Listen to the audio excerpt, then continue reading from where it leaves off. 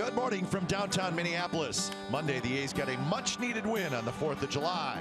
But last night, after a lengthy rain delay, Sean Manaea could not handle the power of the Twins, and the Green and Gold dropped Game 2. Today, it's Sonny Gray to the hill.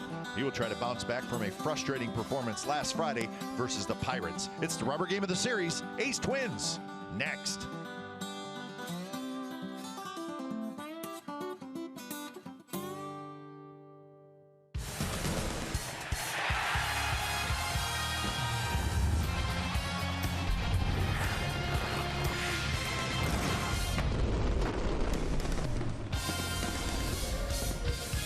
Well, bad weather will not be an issue today. It's a gorgeous day at Target Field. We got an early start. It's the rubber game of the series, and Sonny Gray is going to try to get the A's a series win here in Minneapolis. Game 3, it's the A's and the Twins, and it's coming up on CSN California.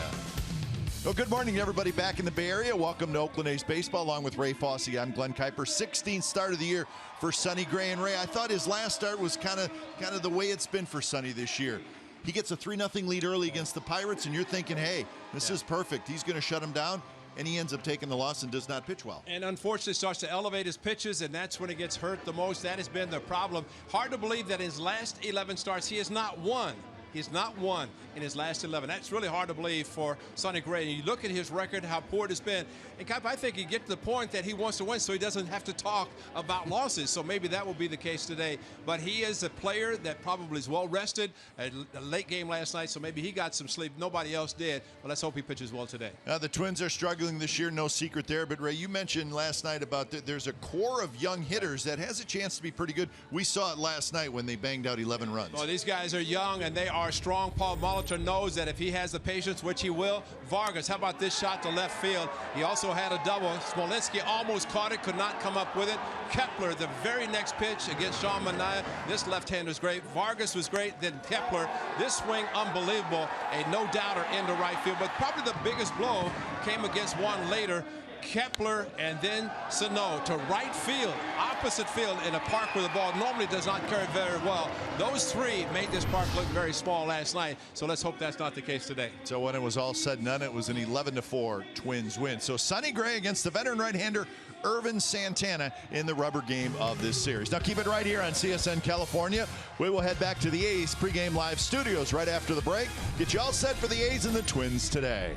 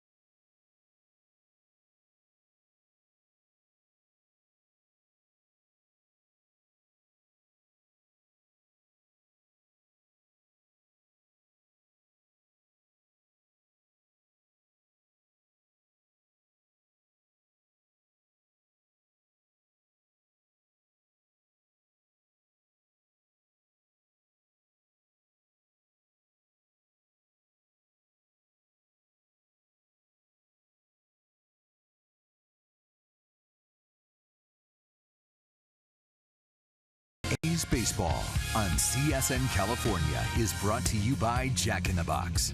It's back. The Portobello Mushroom Buttery Jack. Taste it before it's gone at Jack in the Box. And by Toyota, the full-line automaker with the longest-lasting vehicles in America. Toyota, let's go places. Welcome back to Target Field on a beautiful day for baseball in Minneapolis. Rubber game of the series between the A's and the Twins. Twins have taken the field behind their starting pitcher Ervin Santana. Let's check the game time weather presented by the Santa Cruz Beach Boardwalk. Get to the beach. The admission-free boardwalk is open daily. It's 80 degrees. It's humid today. Just a light breeze and lots of blue skies above. I don't know what to say about that, Ray. Is it too early to comment on a gentleman with a hot dog on the top of his head? Yes, especially Yes. he's probably selling hot dogs, and just think if he had a cheese head, even be better. Huh? Yes, indeed. So let's look at the lineup for the Athletics today. Billy Burns will lead off in center. Jed Lowry at second. Josh Reddick in right. Chris Davis in left. Stephen Vogt, the All-Star, will hit fifth. Butler's the DH. Alonso at first. Simeon in short. Tyler Ladendorf will get the start at third. Danny Valencia has the day off. And it is the veteran, the off-season signee of the Twins. That is Ervin Santana. He has pitched well against the A's throughout his career. Of course, with the Angels for many, many years when he first came up. But Ervin Santana, one start earlier in the season at the Coliseum. But he knows how to pitch and look for slider after slider because that's his go-to pitch, especially if he's in a count in which it's a fastball count. But he's a veteran, knows how to pitch. And the Twins hope he can pitch. So Billy Burns steps in the box. We're set for baseball. Early start. 12:10 local time. Trying to think of teams that start their midweek day games at 12:10. I think the Indians do, don't they? If I remember correctly. Yes. There's a couple teams that start them nice and early. I'm fine with that. Matter of fact, I want to say Steve Vucinich said that the Indians are playing 7:30 p.m. games also, which is, considering the length of games, we'll see if that happens when the A's do head back.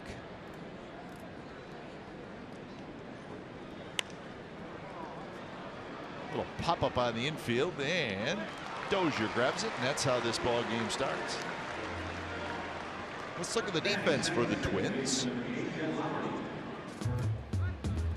As Grossman at left, Rosario in center, Kepler in right. Nunez is at third base today. Santana plays short. Dozier's at second. Mauer back in the lineup at first, with Juan Centeno doing the catching. So that's your defensive look for the Minnesota Twins. And the first pitch to Lowry is just a touch inside. In a game that Santana pitched against the A's, it was Kendall Graveman's start on Memorial Day, and the A's won that game 3-2. As he went 7 innings, gave up the 3 runs. In his career, 15-7 with a 2.10 ERA against the A's. So he was always tough on them when he was with the Angels. And I continue to say thanks to Benji Molina, who was his catcher. Santana, a rookie, and Benji, like good catchers will do, kind of forced his pitcher to throw the pitches like the slider. He did, and it's been a great pitch for him throughout his career. There it is. Yep. Hit the bat. Almost did. And quickly to first is Santana. So 2 away. So pitching against the Athletics. Lowest career ERA against the A's. Ervin Santana is first. A couple of your old teammates, right? Pat Dobson and Louis Tiant. You probably hit against Fritz Peterson. Caught him too. Did you? Yeah, he was in Cleveland later, but Fritz is one. Felix, I'm glad I didn't have to face him. Fergie was good. Hall of Famer. Dave Goltz. You must hit against Dave Goltz. Probably. I just don't remember. But Pat Dobson, Dauber, actually, they were doing a story on the late Mark the Bird Fidrich. I just saw that. Because he started in '76, which would have been 50 years. And Pat Dobson was the pitcher for the Indians when we faced the Tigers and Fidrich in his debut in a packed house at Tiger Stadium. Just the beginning of greatness for the Bird, as they called him. Looked like short-term greatness. Yeah, that's right. He looked like Big Bird on Sesame Street. That's why he got the nickname Mark the Bird Fitridge. But if anybody ever needed an attendance clause, the Bird was. Reddick pops it up. Santana, the shortstop, waits. In an easy inning for Ervin Santana in the top of the first. Bottom of the first coming up. No score. A's and Twins. Sonny Gray back to work.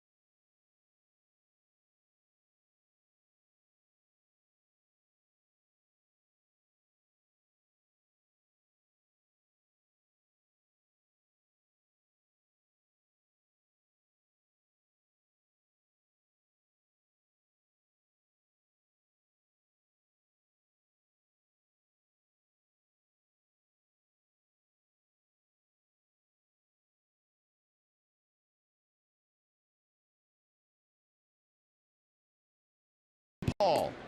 Minnie on the left, Paul on the right. They're the Minneapolis Twins. Oh, that's good knowledge, man. Nunez, Grossman, Mauer, Dozier, Sano, Kepler, Rosario, Centeno, Santana. That's your Minnesota Twins starting lineup. And well detailed and documented. Sonny Gray looking for his elusive win, the first since April the 22nd, May, June, and now July. No wins, and hard to believe this is his 12th start since his last win. And Cap, I think strongly that he's probably sick and tired of talking about bad things. Let's hope today he can talk about some good things and got it figured out. This is his last start before the All-Star break. And I would think Bob Melvin will have some choices of who to start the Friday against Toronto at the Coliseum following the break. Sonny might be that one, but that's not a pitch you want to throw because that's elevated and keep the ball down. Facing Nunez, Grossman, and Mauer here in the first. Eduardo Nunez, the all-star for the Twins, is playing third base today. First two games he was the shortstop.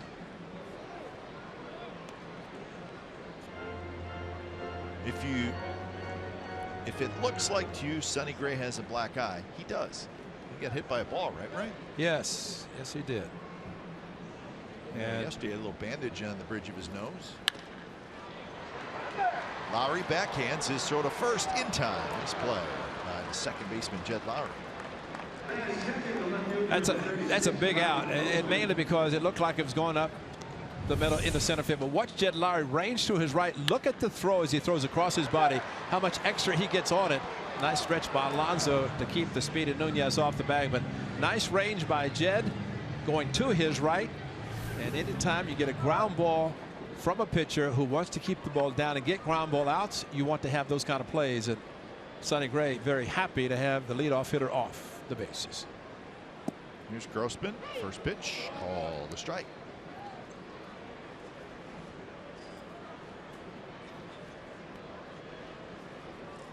Grossman is in left field today. Just a touch low. 1-1 the count.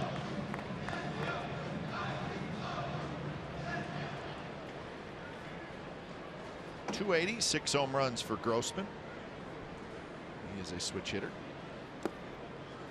Yeah, Cap, the one thing we've talked about, it's really helped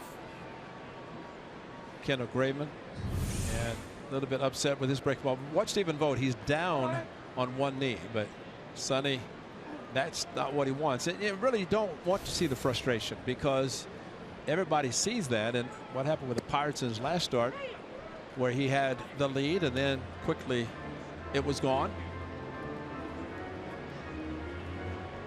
And we usually don't see that from Sonny. No, and you know the real issue is that you start thinking about, because there was a double hit down the line, he didn't even back up home plate. So you can see how many things are going through his mind when he does give up a hit and really punishing himself. So good breaking ball there for a strikeout. Defensively for the Athletics, they look like this today. Davis, Burns, and Reddick in the outfield. Lindor, Simeon, Lowry, Alonso in the infield, and Stephen Vogt back behind the plate. So 2 outs for Joe Mauer.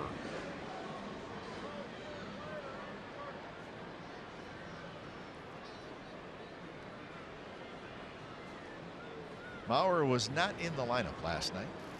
A couple hits on Monday afternoon. Hitting at .262 with 7 homers, 26 RBIs. Got 8 doubles, a couple of triples. Lots of walks as usual for Joe Mauer. That's the high on base percentage of .367.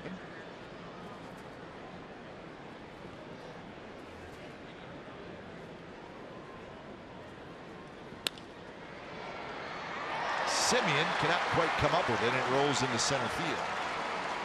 A hard hit ball that was kind of a one hop, tough hop.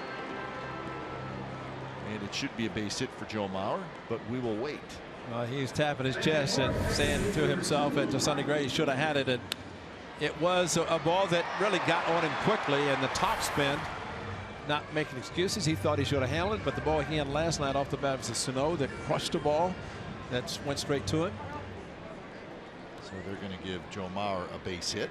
I'd say that's a call that would be shocked if it wasn't. Here's Dozier. Dozier's had a quiet series. He's 0 for 9. Pretty good hitter. 13 home runs, 41 RBIs.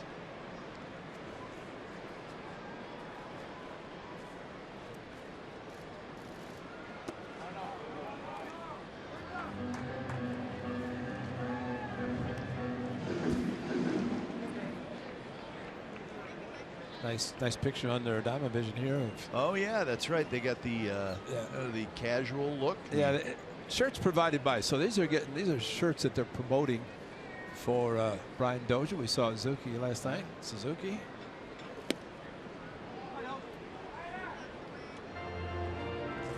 It looks pretty neat, doesn't it? I like that. I'll take one of those XL. Just call Hammermade. Say, I'm Glenn Kuiper. Yeah. Send me some shirts. I'm Glenn from the A's.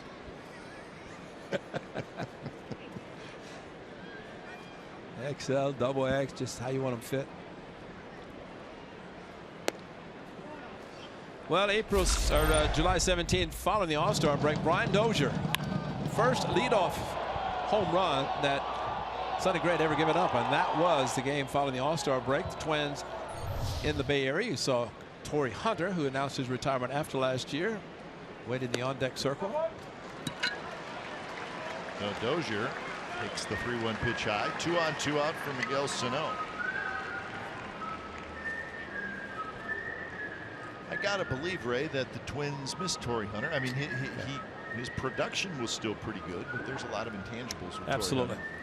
Clubhouse presence. He wanted to come back here to finish his career where it started. He was a fantastic outfielder. Saw him in Anaheim when we were down there just recently. He was over visiting the home TV group, and hands still strong. And of course, he had a son, I think, signed professionally. He's got one playing football, but had a great career. The number 48. Very popular here in the Twin Cities. Yeah, he hit 22 home runs last year and knocked in 81 runs. So he's still a pretty productive player. When it was all said and done, Torrey Hunter finished with 2,452 hits and 353 home runs and 9 Gold Gloves. A very unselfish player. Remember when Mike Trout came and he said, listen, let Trout play center, I'll move to right field. And of course, that's a 9-time Gold Glover in center playing for the Twins, and he was very willing to do it for the team. Hit second. And you know what, a guy like Torrey Hunter, terrific career. He never won a World Series. That's right. I know he tried Angels and the Tigers. Now, this was Sano last night to opposite field off Liam Hendricks, and that was a big 3-run opposite field home run. as we showed in our open, the number of home runs hit by the Twins. If I were them, I'd been wearing the red jerseys again today. Well, that's right. Dirty and all. May not have been time to wash them.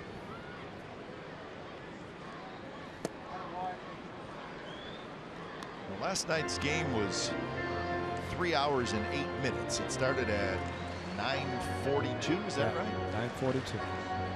And your math was right on. And you had the exact time. How long it took. How many hours sleep you got last night or this morning? 2 till 8. That was my time frame. I did manage to get 6 hours of sleep, so that's not too bad. And that's the sign of a veteran traveler that you packed before you got back. Well, you packed yesterday and sort of. There was some blind packing being done last night, which probably is not pretty. 3-1 to Sano. Shift on, and he swings and misses. A little cutting action. Yeah, that's a great pitch to throw 3-1 to a power hitter, and watch this right at the last moment right there, just takes off, and even had he made contact, it would have been off the end of the bat. You try to avoid the sweet part of the bat with a cutter. Stephen Vogt, who did not start last night, matter of fact didn't play last night, was named All-Star before the game, didn't play, and back there this afternoon. Strike 3 call. Good pitch outside corner at the knees. So a couple of strikeouts and a couple of runners stranded. So it's a 0-0 game after 1 here in Minneapolis.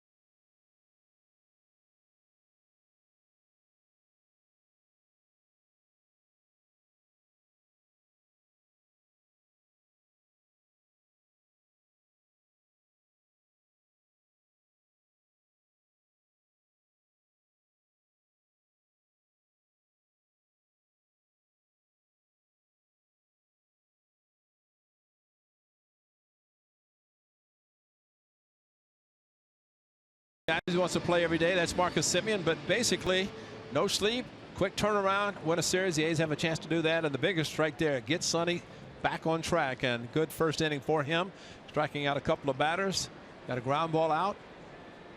But Sonny Gray important to this ball club, and it'd be great to have him finish on a positive note before the break starts Monday. This will be his last start before the All-Star break. Juan Centeno gets hit. It's a direct hit foul straight back and got him underneath and on the left shoulder.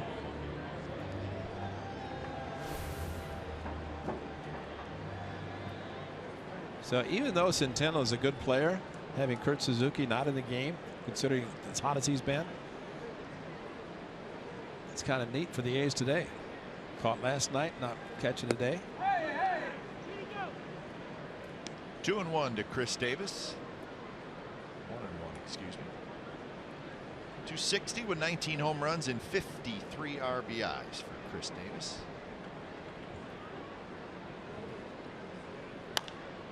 This one's hit high in the air, foul territory. Mauer near the seats, and Mauer dropped it.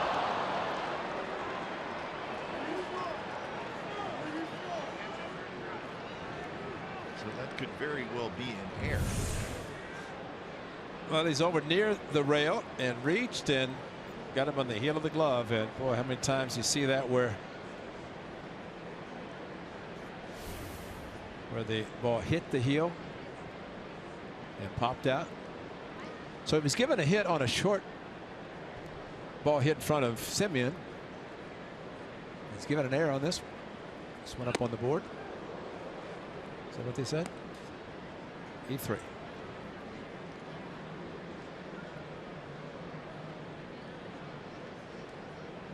2-2 the count to Davis. Vogt to follow, and then Butler. He's went 3 up, 3 down in the top of the first inning. And Davis swings and misses at that slider, and that's the first strikeout for Santana. With Chris Davis's power, seeing more and more pitchers doing this, throwing a slider and trying to get him to chase. And the one thing about Santana, and I know Darren Bush has told all the hitters, slider is his pitch. He said it back in Oakland on the Memorial Day holiday. He threw a lot of sliders, gave up 3 runs, got the loss, but he will feature the slider a lot. So here's Vogt.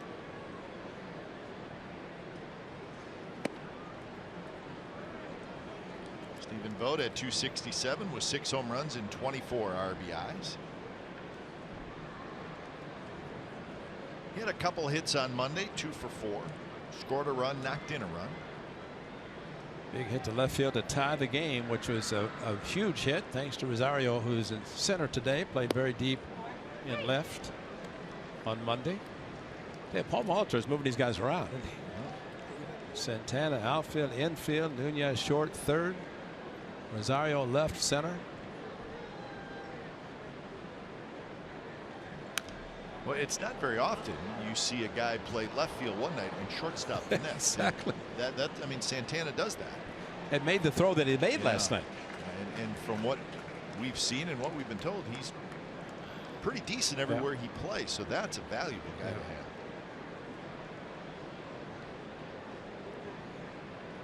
One and 2 to Vogt.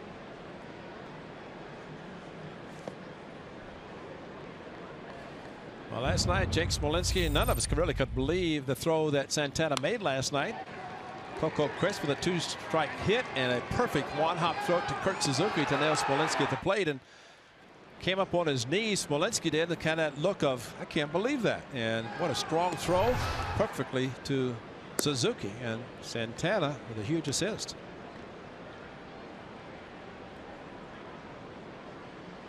So full count.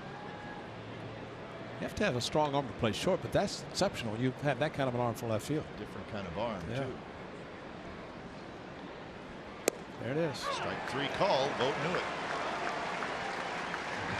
Back-to-back strikeouts here in the second inning by Ervin Santana. They talk about pitching backwards in a case like this, which is 3-2 fastball count, but this is just Ervin Santana. This is nothing new for Santana throughout his career. He's done it from day one, and he will continue to do it. And as a hitter, you might as well think about it. Shorten your swing and think about the slider, because more than likely you're going to get it. Almost like Rich Hill, okay, that he throws curveball almost exclusively 3-2.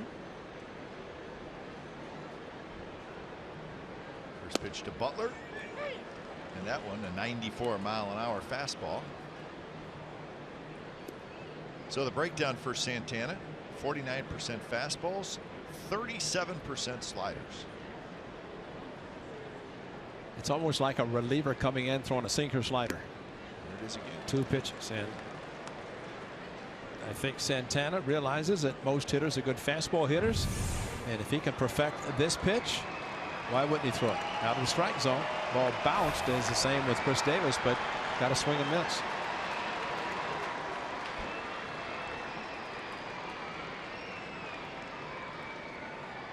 Butler asks for time.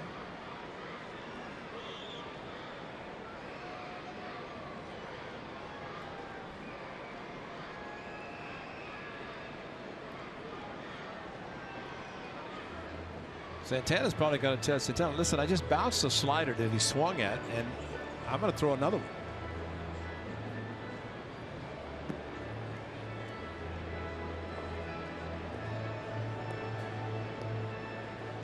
So they should be on the same page now.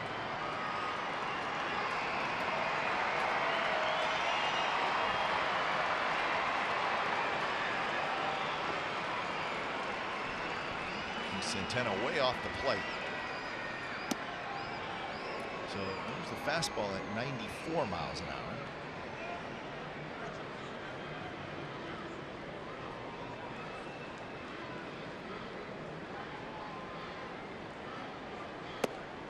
And that slider spun a little bit, stayed inside. Butler at 246 with a couple of home runs. You got to be thinking outside. You see a slider, and Butler almost took it on the left elbow where he's protecting with a pad. And now 3-2.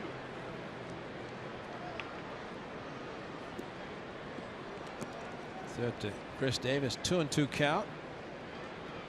Alonzo waits, but Stephen Vogt got a slider, 3-2. Another 3-2 count to Billy Butler.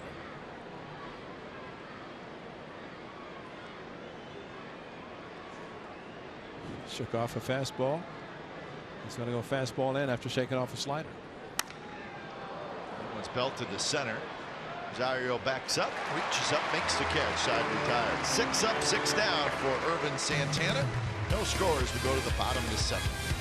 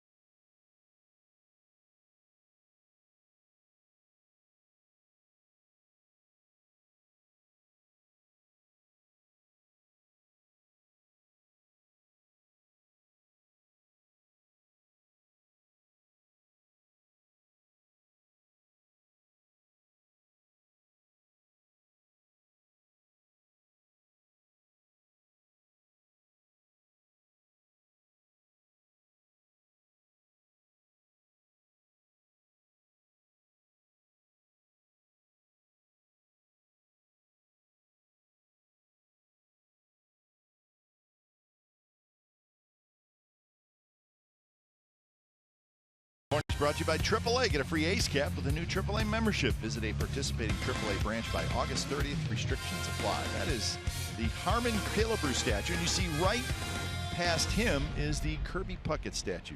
That's a cool walk right there, isn't it, Ray? Is. It's out in right field, Yep. and you come in downtown, and you it's a cool entrance to the ballpark because you can see the ballpark very clearly as you're walking up. It's wide open. See, that's where you walk in right from there. Ballpark's in front of you. You got statues. It's one of my favorite things about this ballpark. That right field entrance. Yeah. It's kind of a nice touch. Yeah, the walkway where you have those statues, and there are probably more pictures taken in front of Killebrew and Puckett than anybody. And there's a giant baseball glove out there that you can sit in and take pictures. It's a very nice ballpark. Nice touch. Well, they affectionately called him Herbie. Kent Hrbek is here today as number 14 retired, and talking about playing here, of course, the Metrodome, winning championships.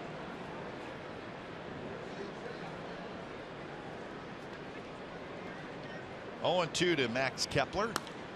And Kepler drives him to right. Reddick back.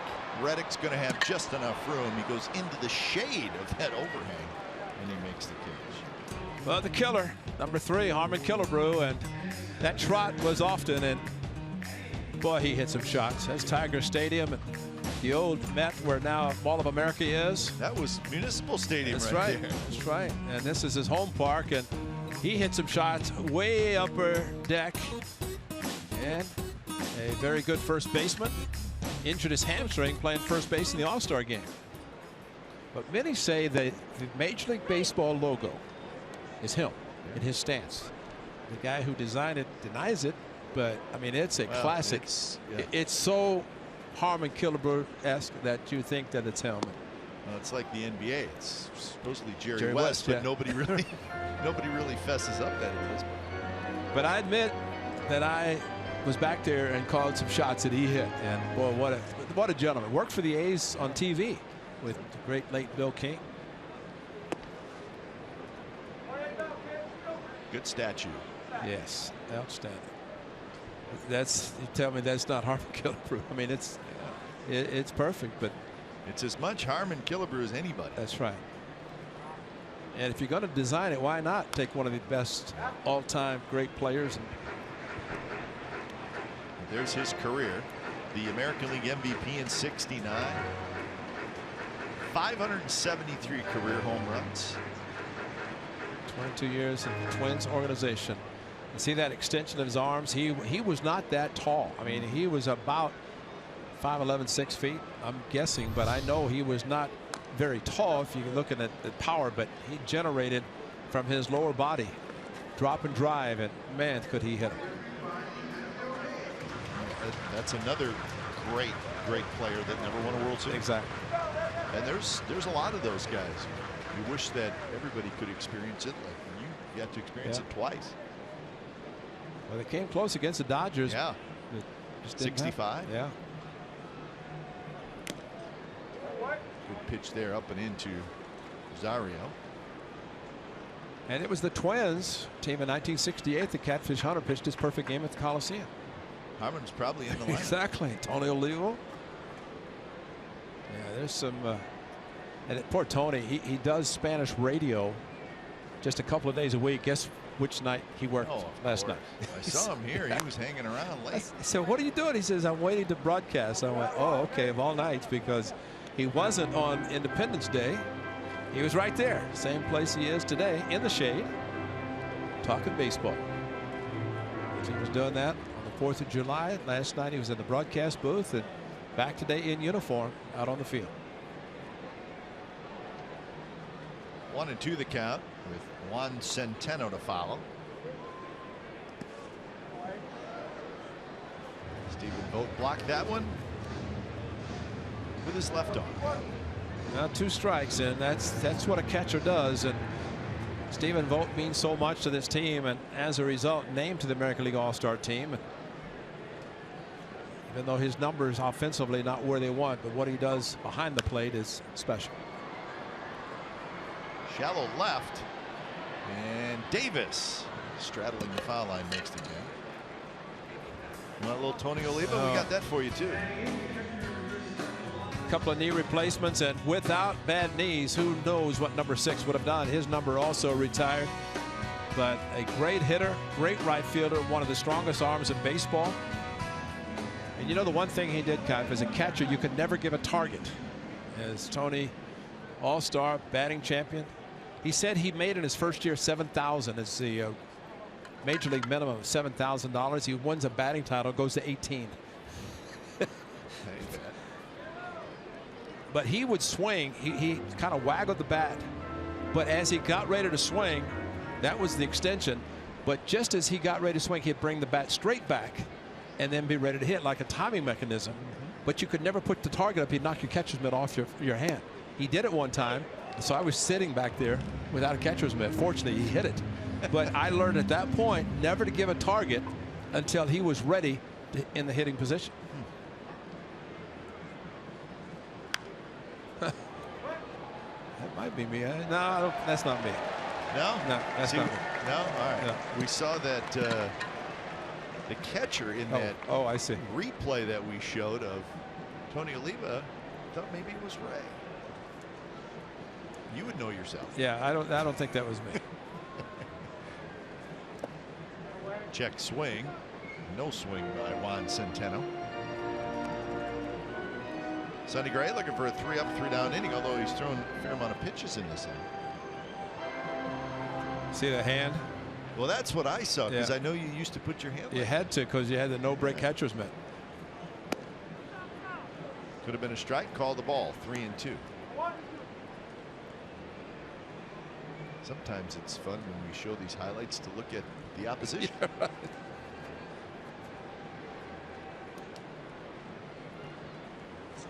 3-2 pitch is a shot headed for the right field corner. Reddick picks it up right at the base of the wall, and Centeno with a 2-out double. Second hit for the Twins. Trying to get him to chase some of the sliders. He would not do it. Did not get a call on the backdoor breaking ball. So 3-2. About thigh high, and Centeno looking fastball and got it and ripped it down the right field line. Going back to the Angels game, he had 7 3-2 counts. Sonny Gray did, and already today he's had 3.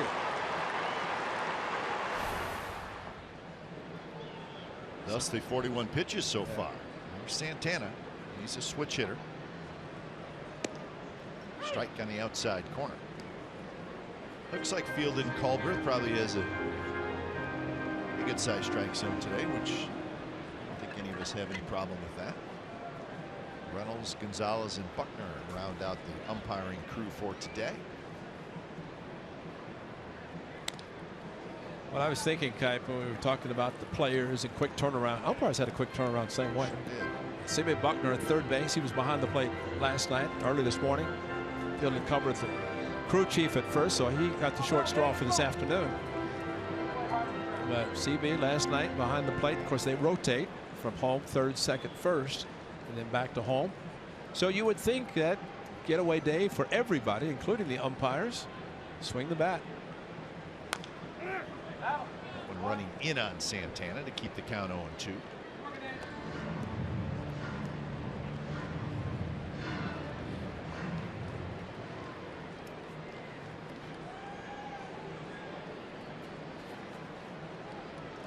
Centeno, the runner at second, he had the 2-out double. Outfield shallow for Santana.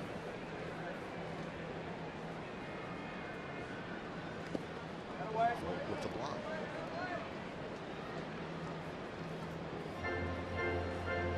Sonny Gray, not an easy guy to catch. No, it's not that he's necessarily wild.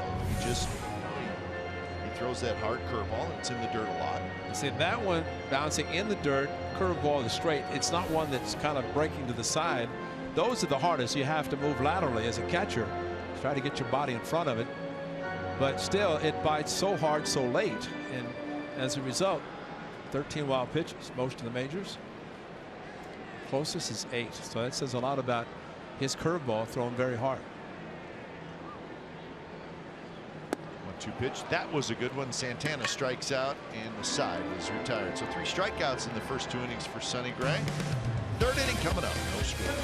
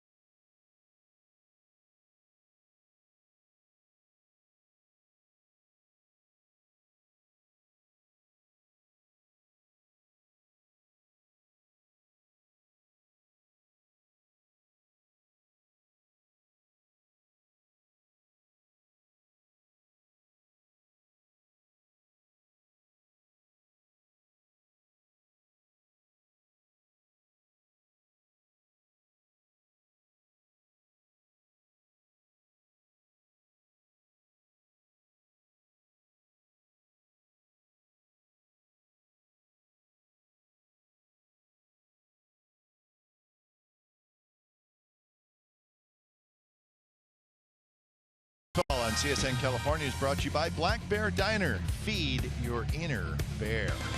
You know what would have been good this morning, Ray, is a Black Bear Diner breakfast, because their breakfast, They're great. yeah, it's like the most food you could possibly eat before noon.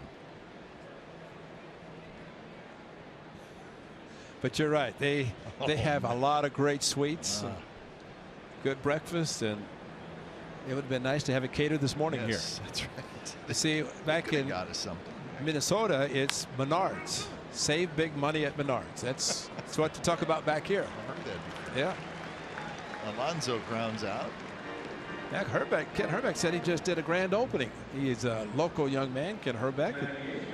Said he did a grand opening. And, I mean, you hear that theme song, Save Big Money Menards. And since the Twins aren't televising, in case the fans in the Twin Cities are hearing our telecast, then we want to make sure that Menards is mentioned. That's true. You know, That's true. just give them a big mention, because they're Keep everybody happy. Yeah, yeah. Keep the Midwest happy. Here's Marcus Semien, 18 home runs. Speaking of keeping happy, see what the Twins did last night? I thought it was kind of cool. They did two things. In the first one, I'm sure other teams do it, but if you had a ticket to the game last night and you stayed for the game, they gave you, or you could exchange that ticket that you used for last night's game for another game. That's beautiful. So if you stayed, you basically get to go to a game for free, which I think is a pretty outstanding. good idea. And then remember when we saw the young family with the two little kids and they had the gloves on, and we said, those gloves, they got tags on those gloves. Right. Well, find out this morning that some of the Twins workers handed out youth gloves to the kids in the ballpark later in the game. So if you were still here and you were a youngster, you got a kid's glove. So when we showed those two kids last night, they still had the tags on the glove. Well, that's why, because the Twins gave out these youth gloves. So it was worth it if you stuck around last night, even though it was late. But if you did, you got a chance to exchange your ticket for another game. And today the kids are out in full force, way out in those seats in deep right center field and in the upper deck in left field. And they could look out and see people parking in the garage next to them. They're so high up and so close to that parking garage. But you know, last night, to your point, is a great night for foul ball. So maybe those kids, with those new gloves with the tag still on them, that's what I'm saying. They passed them out to give them a chance to get a foul ball. But we chuckled when we saw the little guy last night. He had the tag on his glove, and now we know why. That's great. See, that whole right field section, which is very high above the high right field wall, it's full of kids today. Foul tip, hung on, and that is out number 2. So 3 strikeouts for Ervin Santana. He's got that good slider today. Yeah, 3 strikeouts on 3 sliders, and you know, it looks so inviting. You think I got a chance, and then just enough of an off-speed pitch that it fools the hitters. Sonny Gray has a much sharp breaking, biting curveball slider combination today. Ervin Santana more of the slower variety.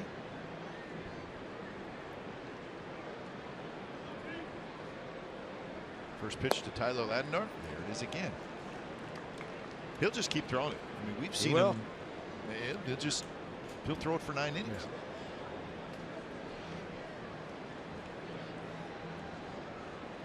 I think what makes it a good pitch for him, Ray, is I think he has the ability to throw it for a strike if you don't swing at it. That's a good point, because he can get you to chase it, as he did with Chris Davis, knowing that he can come back with it.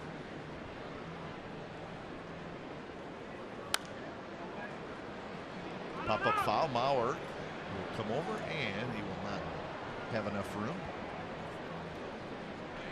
So a guy getting ready to catch the ball.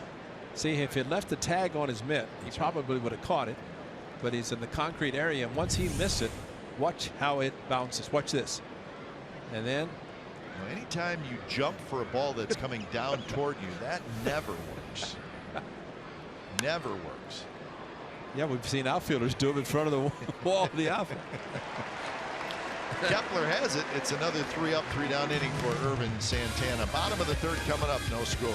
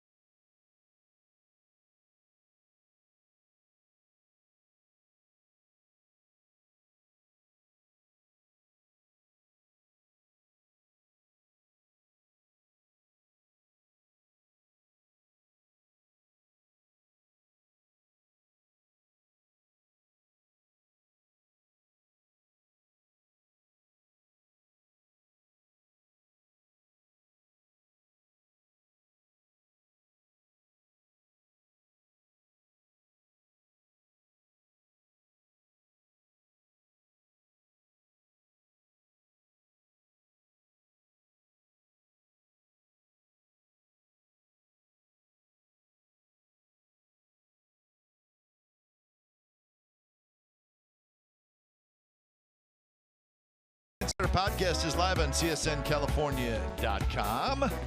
Each week, our A's Insider Joe Stiglitz talks baseball with players, coaches, special guests, and much more. And this week, Joe's guest is former A's left-hander Mark Mulder. The A's Insider Podcast with Joe Stiglitz.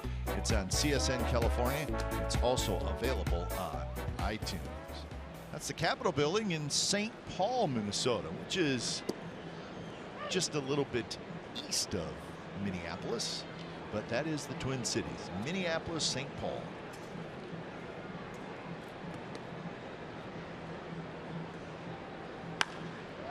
Base hit right field. Eduardo Nunez with a hard hit ground ball. So Nunez with a leadoff single. Look at the location, not bad, except the slider didn't break. Stayed right in the middle of the plate, and when that happens, good hitters will take the ball to the opposite field. And I guess you could put Nunez in that category. Yep. Here's Robbie Grossman.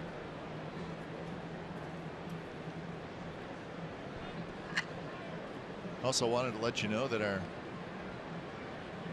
A's Insider Podcast with Joe Stiglitz will have a new podcast up tomorrow, and that will be with Danny Valencia. So check that out at CSNCalifornia.com. Joe's also got a story up about Stephen Vogt and his selection to the All-Star game this year. So Joe's working hard, so go to the website and check out those. And again, Valencia's podcast will be up tomorrow. What was it Stephen faced last year? Was it DeGrom from the Mets? Found out how hard he throws. Very hard. Nunez took off, and now he's got to hustle back to first, and he gets there.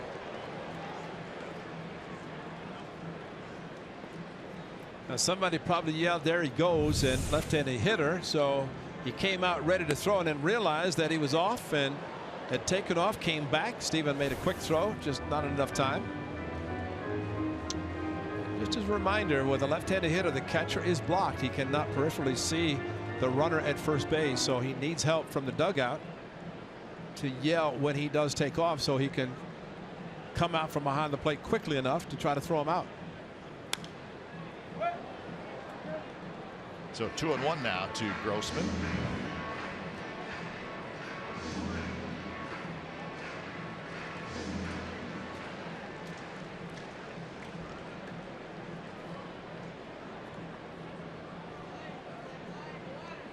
Mauer to follow here in the bottom of the third. Right there for a strike.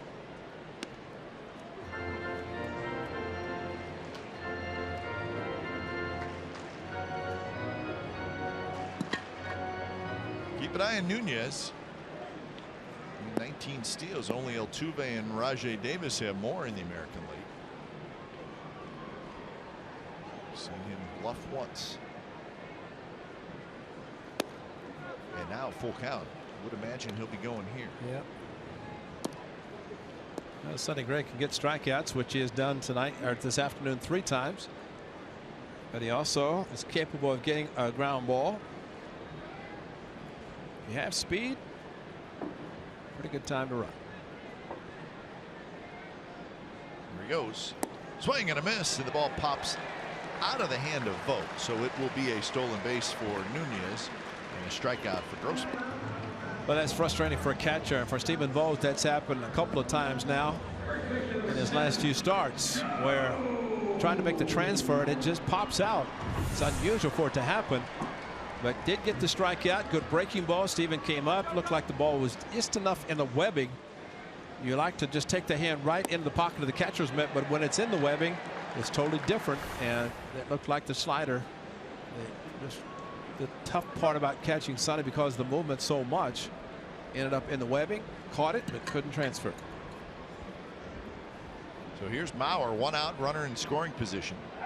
Pick off and well executed by the A's, but Nunez was able to get back. That's the way you're supposed to do it. And a lot of times the pickoff at second, it's all about the throw, and this was a good throw by Sonny Gray. You know, daylight, sneak in behind, watch Semien, and there are times that a catcher would just drop his catcher's mitt where the pitcher looks at the catcher as soon as he sees the infielder He drops the mitt. You turn, throw to second. But you work on it in spring training, and very rarely do you see it happen during the season. So he got there, good strong throw, but good base running by Nunez, going to the back of the bag with a hit first slide.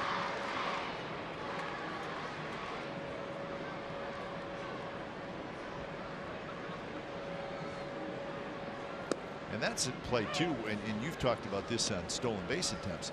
If you're the center fielder, you just have to come crashing in. That's right. You cannot let the runner go to third if the ball gets past the middle infield. And you can't wait till the ball misses the infielder if it's a bad throw. Because once the throw is dedicated to a base, especially second, nothing's going to happen with the hitter. And so you have nothing to do except break. Lauer slices one foul. So 1 and 2. Lauer had a base hit in the first inning.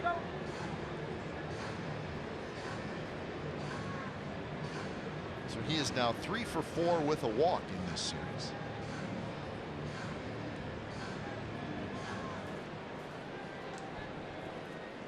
Brian Dozier will be next.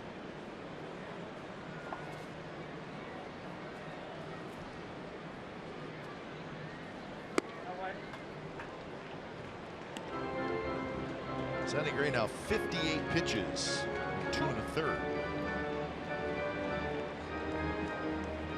He's got 4 strikeouts. He's walked 1. A lot of pitches.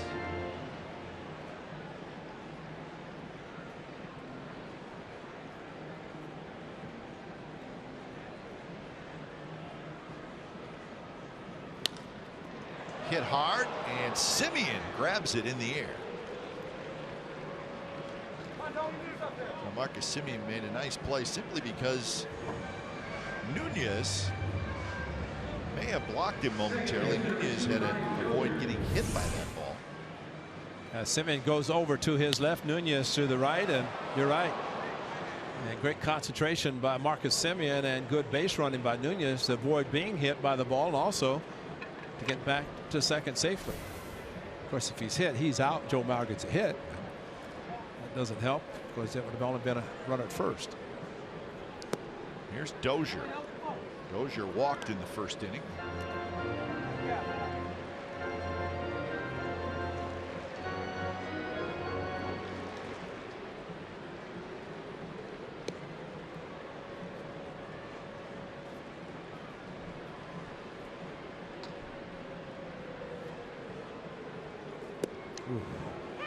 That's a thank you for not swinging, right? I was thinking the same thing because don't swing. This is a hanger, and Dozier last year probably hits that 9 miles, but this year, at this point, still struggling a little bit. The A's would like to see him head to Arlington, Texas, and pick up his hitting.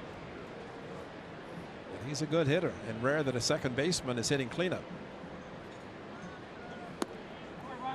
Sinking fastball is low, so 2-1 to Dozier. Yeah, the Twins will head to Arlington.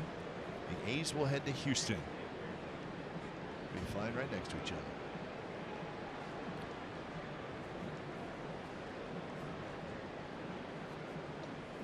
other. Day games in Minnesota are always great on getaway days, but getting to the airport, so maybe the A's can follow the police escort of the Twins if they have one. No question. 12-10 start helps a little bit. Now the great Mickey Morabito will get it worked out, though. He's director of team travel. He's done it so many years. He knows exactly how to handle it. So another walk to Dozier. And really not a pitch around. And we talk about sometimes you pitch carefully to certain hitters, but Stephen Vogt out to talk to his pitcher and try to get him through this outing. Bob Melvin is frustrated about something. That look.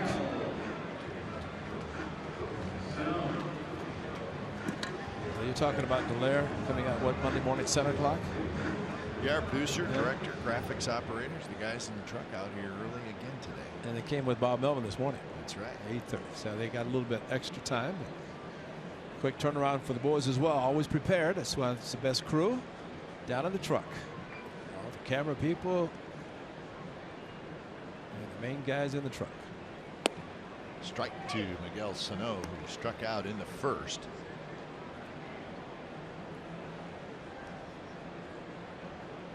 He is 1 for 9 in the series. Of course, that one hit was the 3-run homer last night late. Hit it out to right field.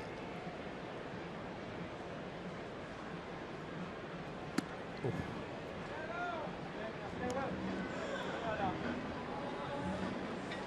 Sano's so big he didn't want to move.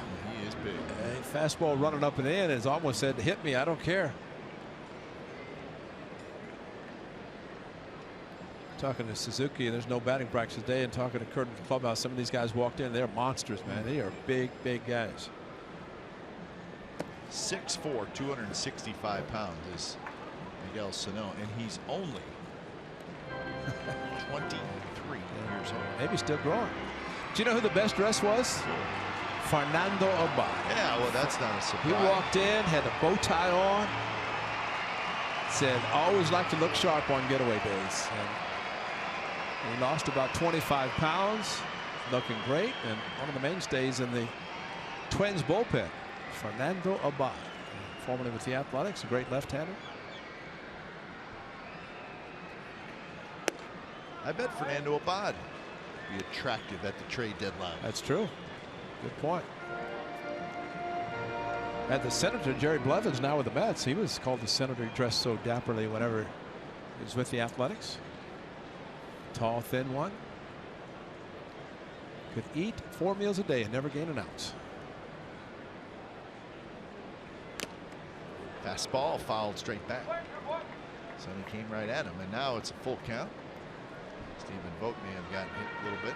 Yes, he did. He was like a magnet right off the mask, but as he said, a lot of padding on his mask around the temple area, or the forehead, that is, and of course around the lower part, the chin, side of the head. So like Kurt Suzuki we showed last night, doesn't have the springs in his mask, but it's got a lot of padding. Runners go. 3-2 pitch. Very close, but missed inside. So now the bases are loaded. It's going to be Max Kepler, the hitter. So he has not had an easy inning today. 22, 24, 24.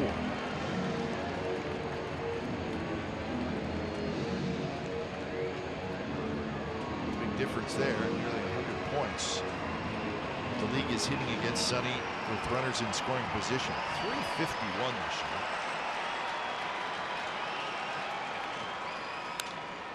Kepler had a good swing. The first pitch fastball.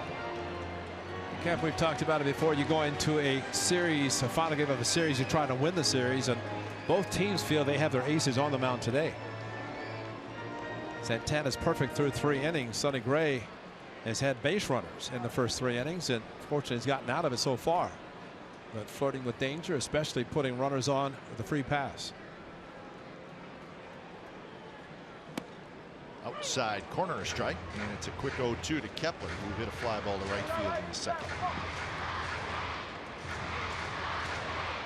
Consecutive starts without a win. Hard to believe. Sonny Gray, 11. In this century, Dallas Braden, Chris Bassett, only 2 guys that have gone longer. Hard to believe. April 22nd was his last win.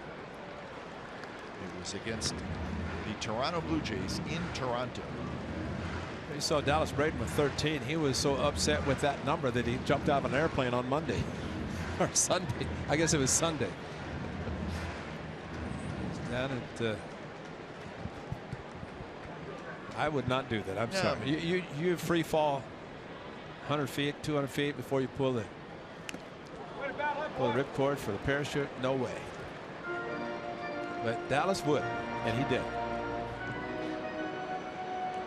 So another conversation. Stephen Vogt out to talk to his pitcher, and this is what a good catcher will do. He'll try to help a pitcher who might be struggling, and knowing that it's a big situation, and trying to discuss what they're going to try to do with a very good hitter, rookie Kepler.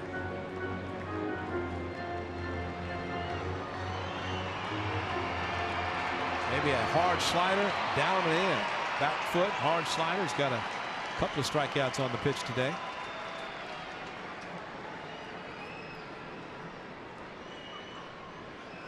One-two pitch. It was a breaking ball, but it stayed up and outside. 2-2 the count. I think that's one of the problems, that he has one in his mind he wants to do, but the mechanics somehow are not allowing him to do it.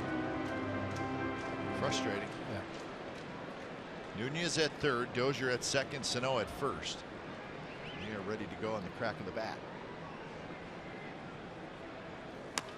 And that one chopped slowly. Lindorf has it across the diamond, and they get Kepler side retired. So the Twins leave the bases loaded in the bottom of the third. No scores. We head to the fourth.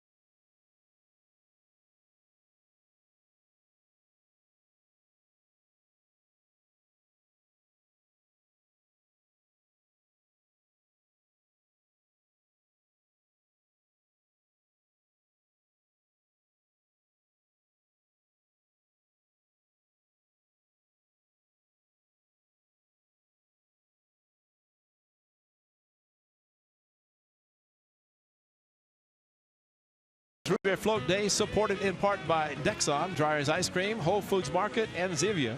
Set for Tuesday, July the 19th. That's after the All-Star break. A's players, coaches, local celebrities, and more will serve fans refreshing root beer floats for $3 each. Proceeds benefit JDRF, adding to the nearly $450,000 the event has raised throughout the years. Sugar-free floats will be available. Admission is free with a game ticket. Always a special day when partner Glenn Kuiper's out there serving root beer floats.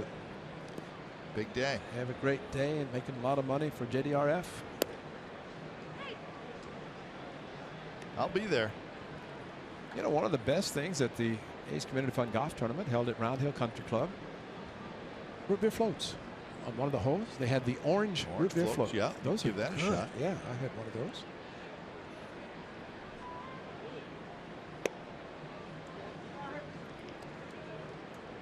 Time for the A's to get something going against Irvin Santana. Not been able to do that. Now Billy attempted a bunt, which is not a bad idea. 2-1 to Burns, who popped out to the second baseman, and this one's popped in the air. Backing up is the shortstop Santana. He's waiting. 1 away. That's 10 in a row retired by Irvin Santana. First All-Star game in 1933 on this date. What happened? Babe Ruth home run. Did he call it? Probably did, right? Well, it was a brainchild. I can't remember the gentleman's name. He went to the American National League and said, hey, midsummer, this is going to have a state fair in Chicago. I said, let's have an All-Star game. The best of the American, best of the National. And the Babe hit it. And ironically, 50 years later, Fred Lynn hit the first Grand Slam. In Chicago. In Chicago. Yeah. They had the 50th anniversary of the game at Chicago's Comiskey Park, and Fred Lynn off Atlee Hammaker, whose daughter is married to Jan Gomes. That's right. Yeah. Lowry fouls that one off his foot. I wonder if Jan says to his father, like, you know what? I would never have called that pitch to allow the grand slam. I'm sure Adley really wants to hear that. Probably doesn't, but it was a memorable time. Never before had there been a grand slam hit. And the inside the park home run hit at San Francisco by Ichiro. Hit off the bricks in right field and circled the bases. So they will have highlights leading up to the All-Star game, which is next Tuesday in San Diego. And Stephen Vogt, who will be representing the Athletics, extremely happy. But how appropriate for the Bambino to hit the first home run in All-Star history. Yeah. I think the most popular baseball player ever. I think that would fit. He does that. Interesting side note from this year's All-Star game. Let's see if Lowry's able to hold up. Yes, he is. So the count 1-2. Lowry grounded out to short in the first inning.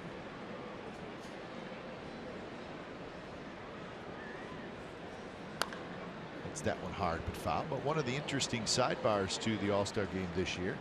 Remember, it was in Cincinnati last year. This year in San Diego. Next year in Miami. And in 2018, it's in Washington. Wait a minute, it's supposed to alternate. It's not alternating. So that's 4 straight National League ballparks, right? Which means National League home team, they're going to bat last. If you bat last, you got a little advantage, right? Swing and a miss. Lowry strikes out on the ball moving away from him. Then a strikeout number 4 for Cincinnati. So what are they doing? How are they doing that? Well, so Major League Baseball doing the right thing. It's this ball working away from Lowry. So what they're doing this year in San Diego, the American League is the home team. Wow. So as teams leave Sunday to go to San Diego, if they're on the road, they have to have their home whites already. Steve Vucinich was made very much aware of that. He knew that, of course. Stephen Vogt needs his home uniform. But did he know who it was going to be before they left? Of course he did. He wouldn't tell us, though. So, from what I understand, then next year, National League home team. But in 2018, even though it's in Washington, the American League will be the home team. So they'll switch back and forth. It's a good idea. Well, yeah, it's. I mean, I think there's probably a small advantage batting last in a baseball game. Absolutely. And since the game means something, home field advantage for the World Series, that's a good point to keep it at least somewhat equal, especially in 4 consecutive years. Normally it goes alternate American National, but those new parks that you mentioned will host the All-Star game. So Miami next year, Washington in 2018.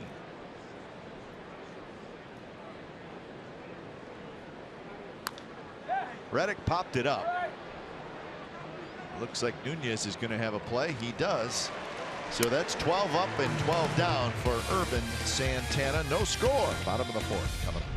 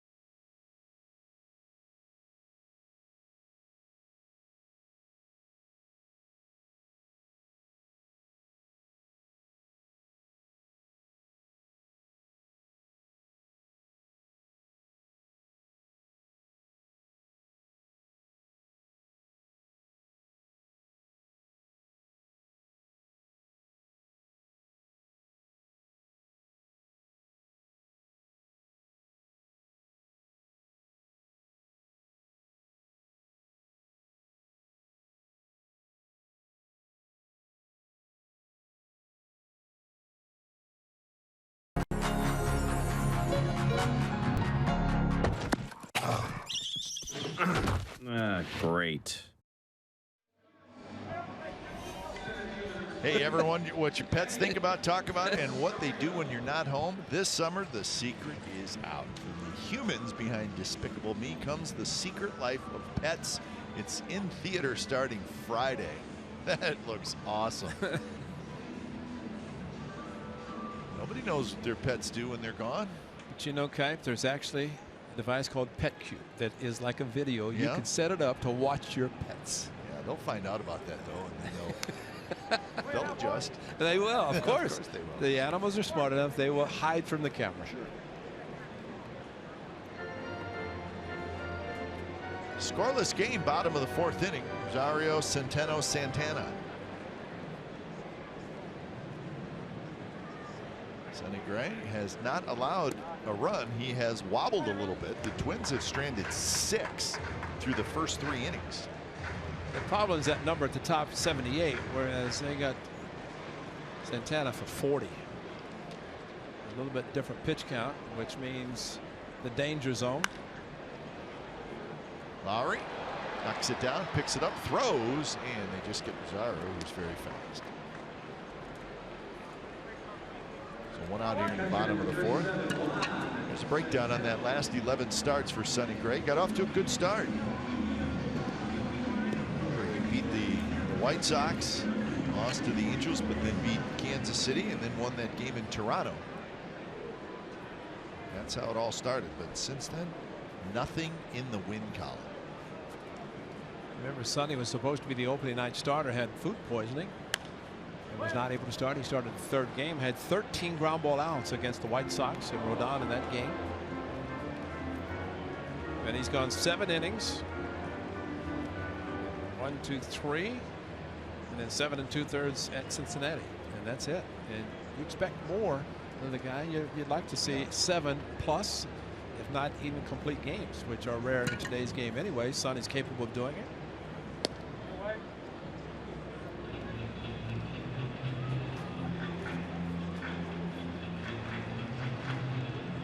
So 1-1 the count to Centeno, who had a 2-out double in the second inning into the right field corner.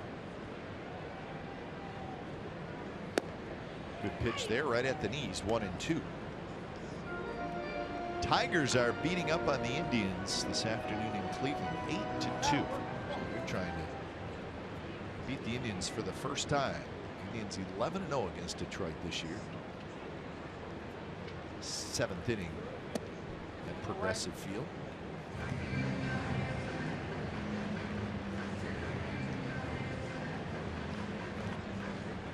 Couple of National League games going on. But everything else is tonight or a little bit later this afternoon.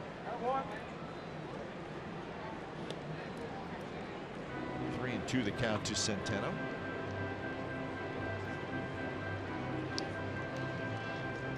Indians have also won 13 consecutive home games, so that streak is in jeopardy.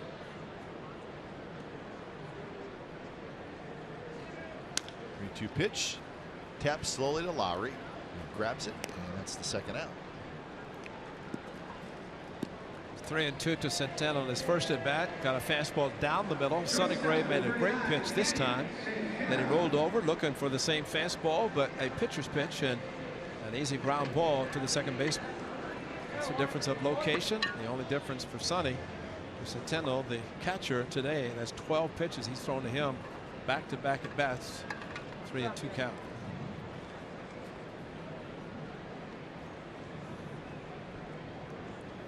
First pitch to Santana, bounced in the hole under the glove of Lowry. He got a little leather on it, so that'll be a base hit. So hit number 4.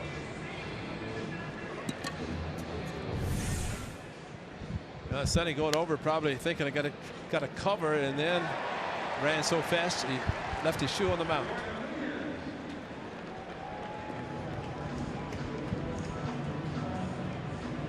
Watch him take off right here. As he planted his left foot, the shoe left his foot.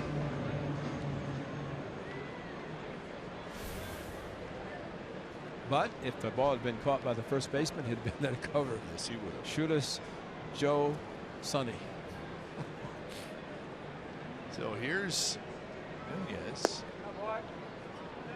Danny Santana has 11 steals, so you got to watch him at first. He's also been thrown out 7 times. Twins have 56 stolen bases on the season. That's the 3rd most in the American League. Indians and the Astros have the most steals.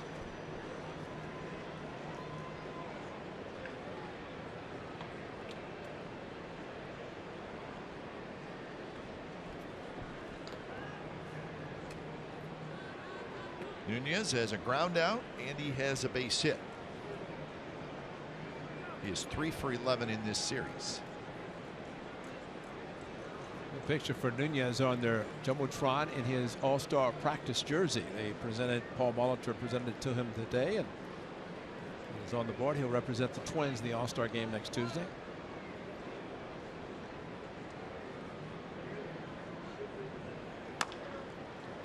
Sonny Gray grabs it. He'll take it himself. Steps on the bag. 1 unassisted. Side retired. So hitting runner left, and we're moving to the 5th. Still no score. A's and Twins.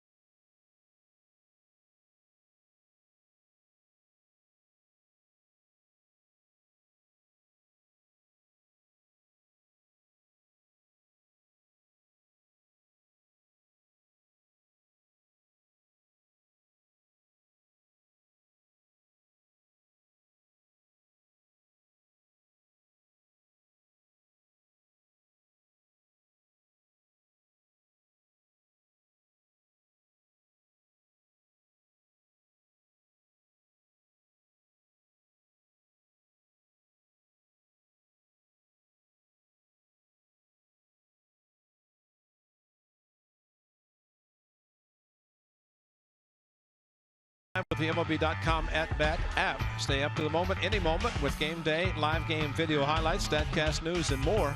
Download MLB.com at-bat, the #1 app for live baseball on your phone and your tablet. Walleye, that's a fish. So they have fish sandwiches. Yeah, and they have pork chops on a stick, too. Which I've never seen that before. It's probably good. Heard of corn dogs on a stick. Got a couple of grandsons that love corn dogs. Yeah. Try that out. Pork chop on a stick. Yeah, that is a new one. Not new. It's Centennial down on one knee. That is low. That's Tony Pena type. Getting down as low as he gets. Actually sits down almost behind the plate to give a low target for his pitcher. Doesn't do it all the time, but when he does, it's remarkable the flexibility he has in his legs to be able to get down that low. 1-1 the count to Chris Davis. Yeah, a little different on this one. Usually fastball in, he stays upright. Nunez charges.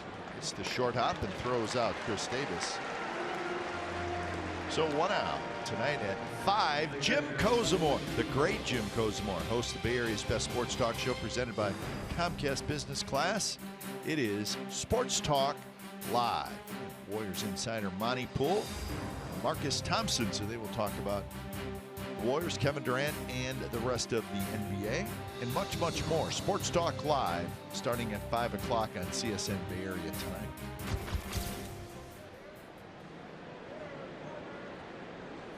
First pitch to Vogt in first strike. And a 3-2 slider to Stephen Vogt that he struck out his first at bat.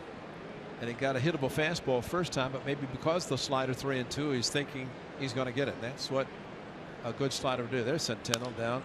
See, on the slider, he gets down low. So maybe he's tipping his pitches. If you want to watch him, if he gets down low like that on a slider, whereas with a fastball, he sits upright. There is the catcher spread out, and here comes a breaking ball. All right, we got something to watch for. Let's see if we can see it. Thanks to the eyes of Ray Fosse. See, Stephen does it up until 2 strikes regardless of the pitch, just to try to get his pitcher down in the zone. So Butler will hit. 2 outs here in the 5th inning.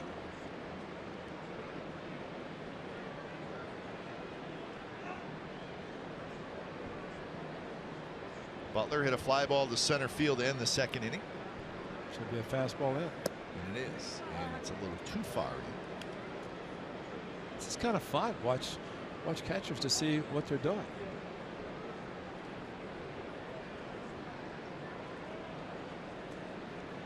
Now this is target away. I bet this is a slider. And it was. So that time he did not go down in that low crouch. But I think that was more for a strike. See if he does with the chase up to 2 strikes. He can't do it with 2 strikes. He has to be ready to block a ball.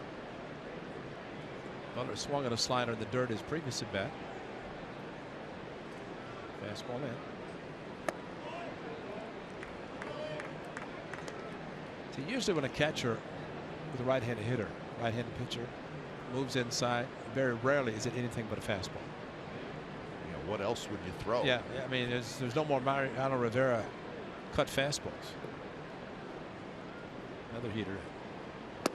Oh, front. There's your front door cutter or slider. It was close. Yeah, this is the inside or the front door, as they call it, going inside of the right-hander.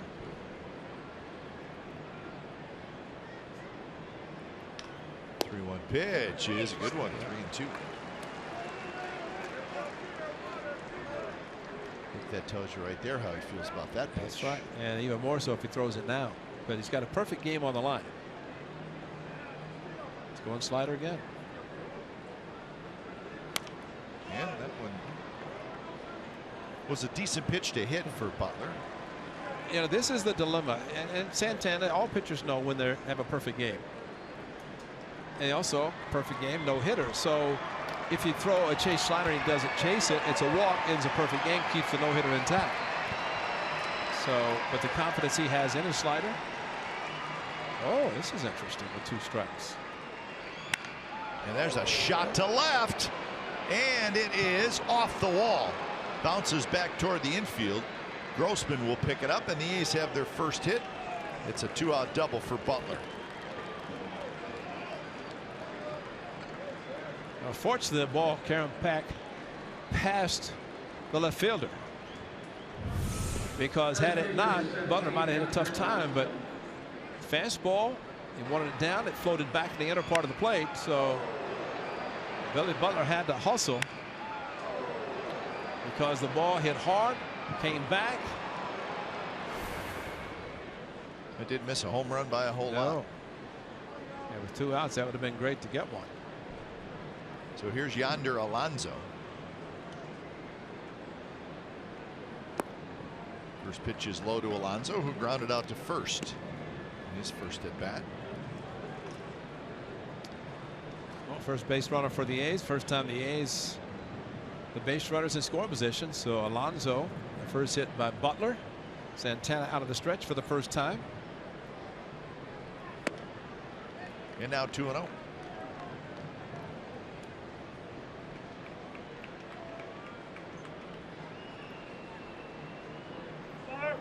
Alonso might not get a pitch to hit. First base is open, right-hander in the on-deck circle, and Goes backdoor with a slider to Alonso. He stays out there. Pretty good indication he's trying to pitch him carefully.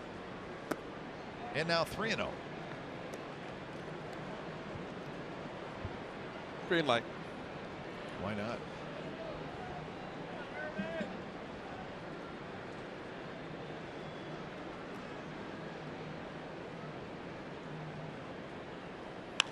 And he does have the green light. He drills one toward left center, but it's going to hang up. And Rosario makes the catch. Side retired. So the A's get their first hit. It's a Butler double. He is stranded at second base.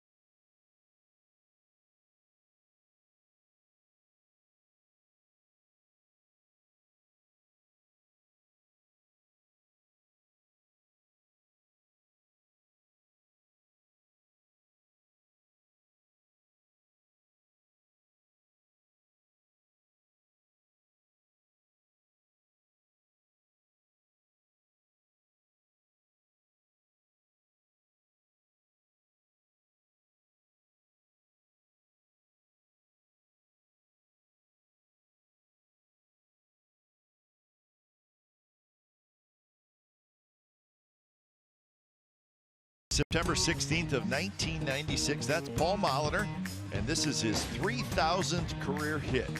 It was a triple in Kansas City. He's the only player to get his 3,000th hit with a triple.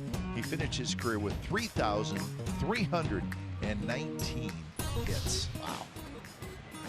Won a World Series in Toronto. He was the MVP of that World Series. Over 600 doubles. Brewers, Blue Jays, Twins. His final 3 seasons of his big league career were right here in Minnesota. Yeah, why not come home? And of course, he worked in the organization, named manager last year, the familiar number 4. Terry Steinbach also came back, finished his career here after growing up in New Ulm, Minnesota, just a little bit north, I think. Well, Paul Molitor not only born here, grew up here, he went to the University of Minnesota, which is very close. Is that where the Vikings played their football games until their new stadium this fall? Yeah. Nice of them to let them play. Yeah, that was outdoor. They're moving indoor. They say the first event is a soccer game, which is a grass field. Oh, really? And then after the grass, after the soccer, they put in the artificial, the field turf.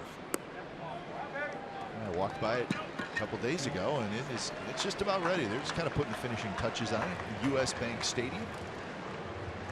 So a leadoff walk for Robbie Grossman, and it's walk number 4 for Sonny Gray. It's just not going to be easy for Sonny to. No. I was thinking about the great George Toma, who was a groundskeeper for the Royals and also did the Super Bowls. In '86, he was actually growing grass on the turf because they're going to play a soccer game.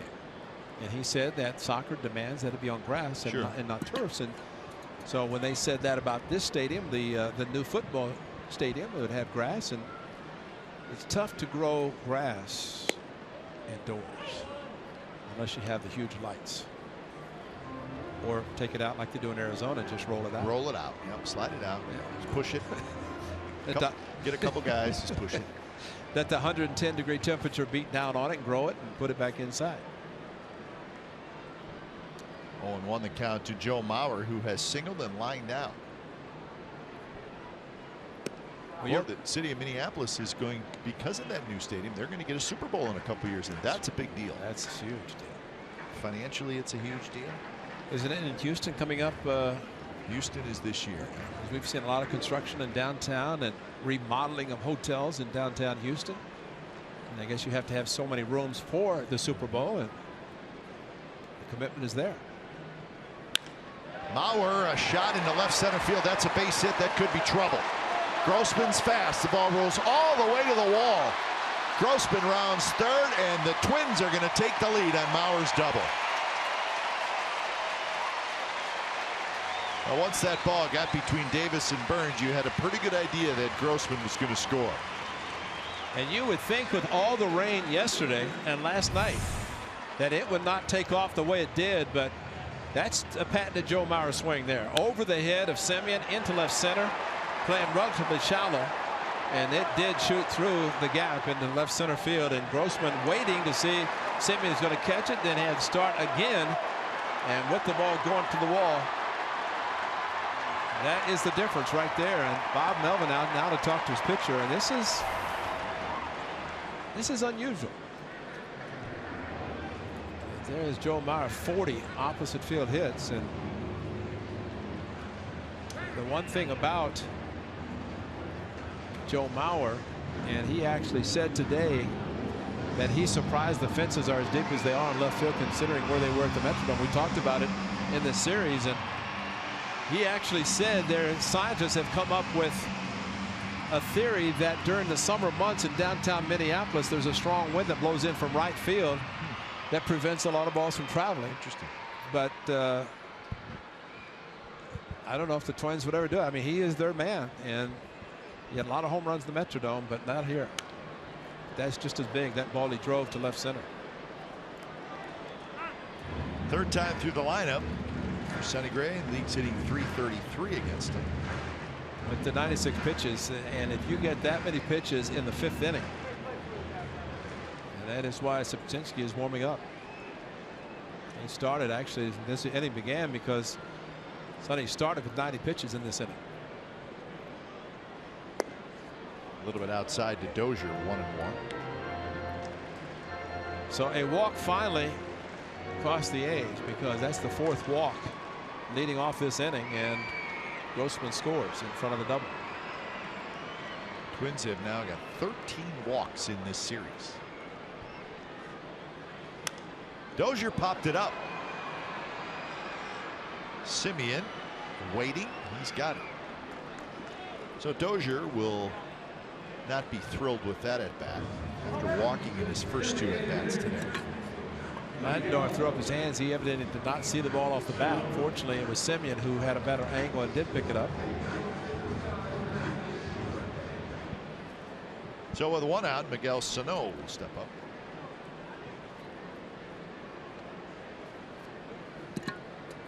Sano has struck out and walked.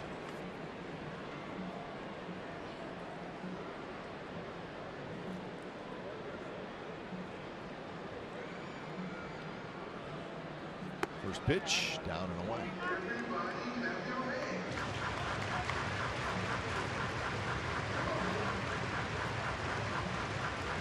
So pitch number 100 coming up.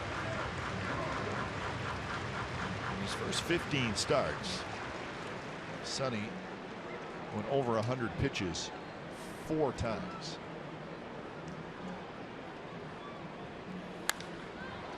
And that one's popped up. Reddick toward the line. Reddick waits, and he's got it. 2 away. The beloved worldwide phenomenon of Hello Kitty is back. Add to your collection with this year's version of Hello Kitty dressed to the nines in full A's catcher's gear. At the Saturday, July 16 game against the Blue Jays, 15,000 fans can pick up and hug their very own Hello Kitty bobblehead. Visit athletics.com/tickets today. You know how popular it was last year. Add some catching gear to it, and extremely popular this year. Did they check with you on the catcher's gear? No, they just went straight to it. They don't have the removable mask like they did with Kendall's. Yeah, but I thought maybe they checked you a little bit because your bobblehead had the catcher's gear. Well, they only did that because they didn't know who was going to be here in 2012. When yeah, that's true. You know, Ricky, MC Hammer, and me. I think that's a dead giveaway We do not know who's going to be here, so since it takes a long time, let's do that. So it was a nice honor to, put a microphone in the hand of the catcher's mitt.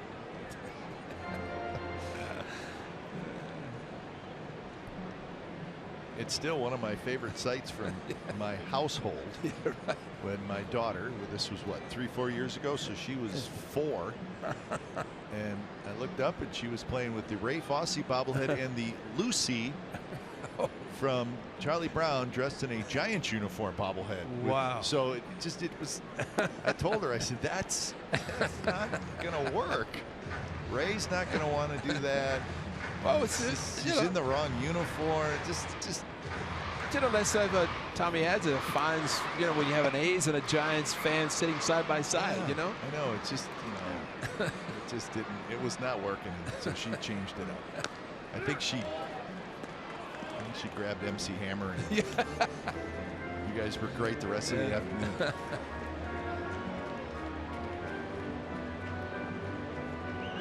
One and two the count to Max Kepler. It would be a pretty good feat by Sonny Gray to keep this just to 1 run. As Mauer was at second base with nobody out after knocking in the run.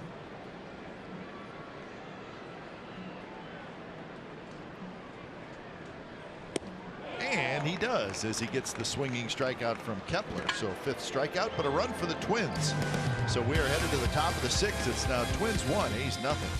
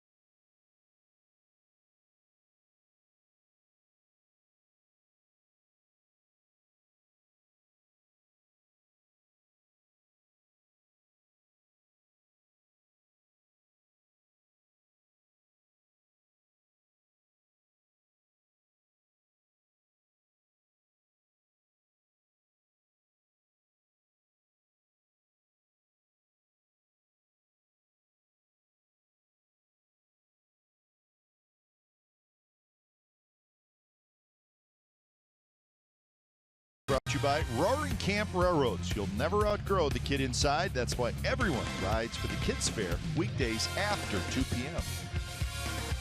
How's our hot dog guy doing? He's selling a bunch today. But the cheesehead would go work with the hot dog and cheese not dog. Cheese dog? It melted, wouldn't it? Yeah, I think the cheesehead here in Minneapolis would not be popular. Oh, that's a good point. Yeah, Didn't think about that. Yeah, they don't get along. Same division, right? Yeah, they just don't like each other.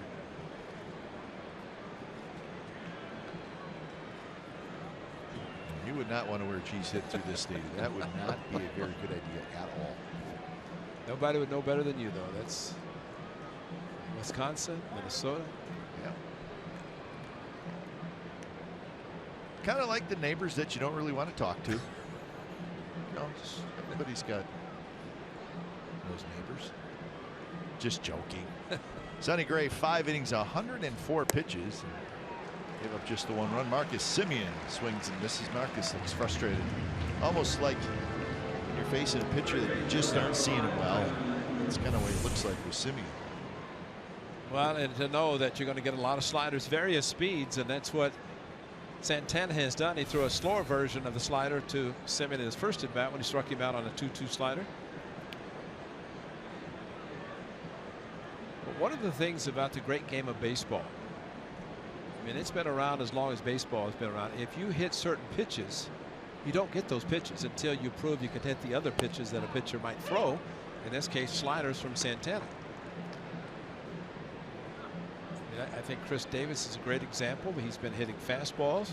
He's been seeing a lot of sliders lately. Marcus Semien, fastballs, hit a slider from Samardzija. There's a shot toward left, but hustling over is Grossman. He got a good jump. A well-struck ball by Lattimore.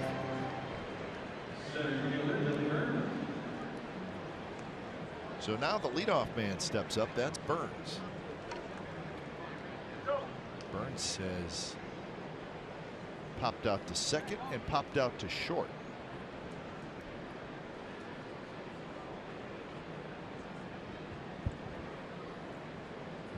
Burns 0 for 4 in this series.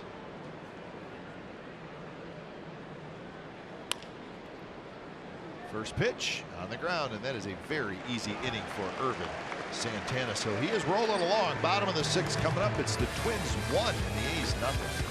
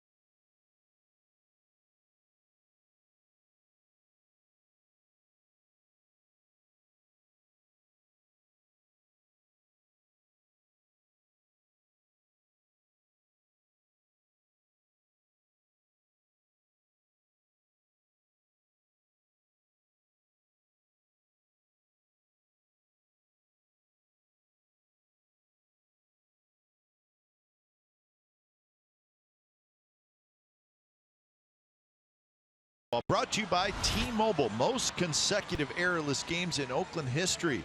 The A's have a chance to tie it today. They have gone 11 straight games without making an error. They have been playing much better defensively.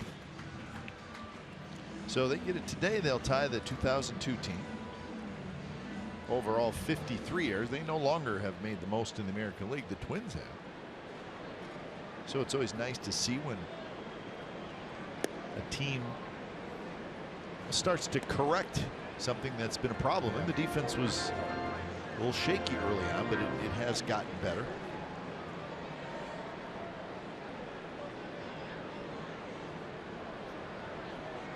Semien with just 8 errors on the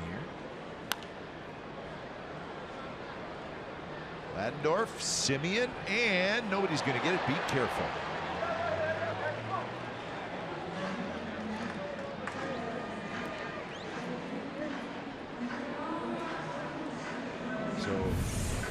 Just out of the reach of a couple guys. Semien going to the slide. He'd get underneath Ladendorf as he jumped over him. Tyler with his back to the infield, and Semien, as he reached out, Semien probably a better angle, but because of the possible collision, he went in the slide. Sonny at 106 in his start in Anaheim. Came out of the game, had the 6-2 lead. That was a week ago Sunday. And of course, the not able to hang on to win. Last 3 innings, the Angels scored. Burns comes in and grabs it. Well, I like the fact that he's back out there. I was just going to say the fact that he has been struggling. I mean, he's had a base runner on every inning. 2, 1, 3, 1, 1. That's left on base for the Twins in the first 5. So the first out in this inning. But no, I think it's great. You know, forget about the pitch count. How do you feel? Are you making pitches? And Bob Melvin talking to his pitching coach Kurt Young. And I think from those guys' standpoint, they'd love to see Sonny at least feel good when he does leave the game. Sonny Gray off the mound, fires to first. Nice play, 2 outs. Well, plus you'd like to give him a chance to get a win. Yeah. Get through this inning. Maybe the A's score a couple runs. Well, he's very quick off the mound, covering first base, or in this case, fielding a bunt, cut, plant, throw, easy out. So 5 in a row retired by Gray, and here's Danny Santana.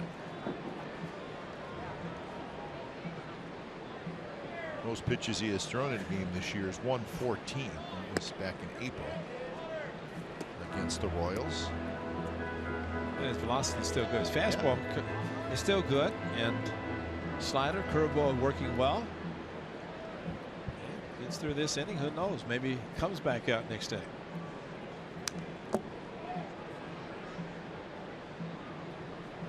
So 0-2 the count to Santana, the shortstop.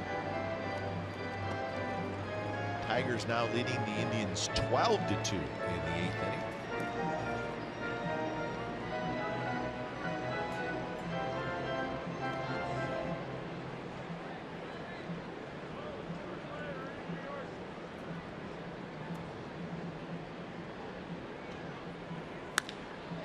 Line drive toward right center. Nobody's going to get it.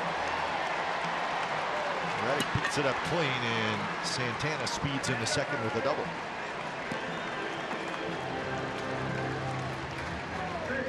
Hit number 6 for the Twins, and another runner in scoring position.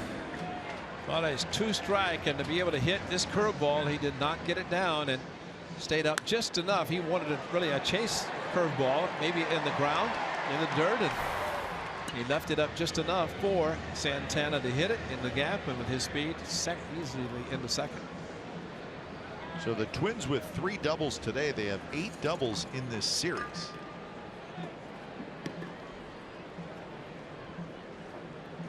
He had 4 pitches, 2 outs, 0-2 to Santana. Now out of the stretch again. And you got to face Nunez. A little bit high with the fastball.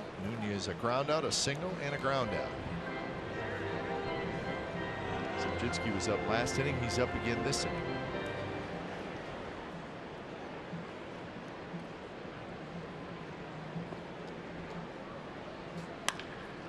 Bounce to third. Landorf for the big hop. Side retired. A double, and Santana is stranded at second. So we are headed to the 7th inning. 1-0 Twins.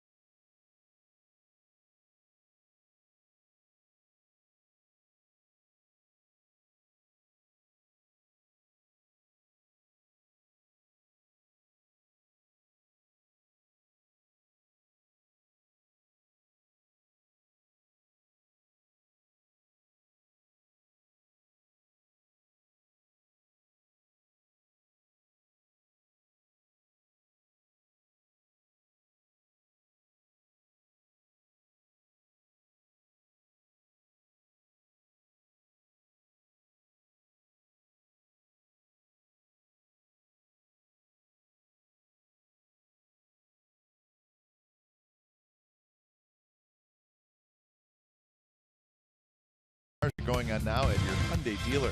Visit buyhyundai.com today. That is right outside the ballpark. A little rapid transit for you.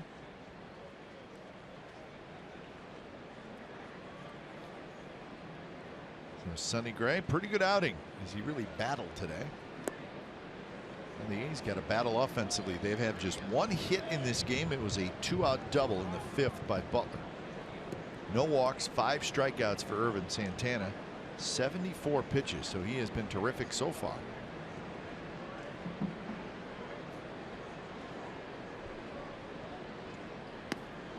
Santana in the 2nd year of the 4-year contract that he signed with the Twins. So he signed through 2018. Remarkably, the Twins had the year they had last year with missing the first half of the season, first 81 games, 80 games. He ended up making 17 starts last year, was 75.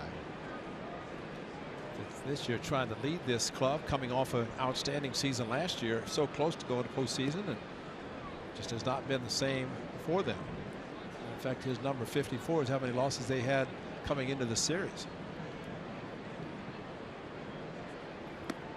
And the 1-2 pitch off speed, and that's a swing and a miss by Lowry.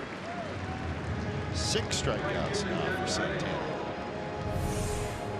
All sliders with the exception of one fastball, and that was to Butler. Actually, now that was to maybe they're all sliders. He only throws his fastball for a show pitch. Here's Reddick. Reddick goes after the first pitch, bounces it to Dozier, who slides to his right, makes the play. Reddick is retired quickly.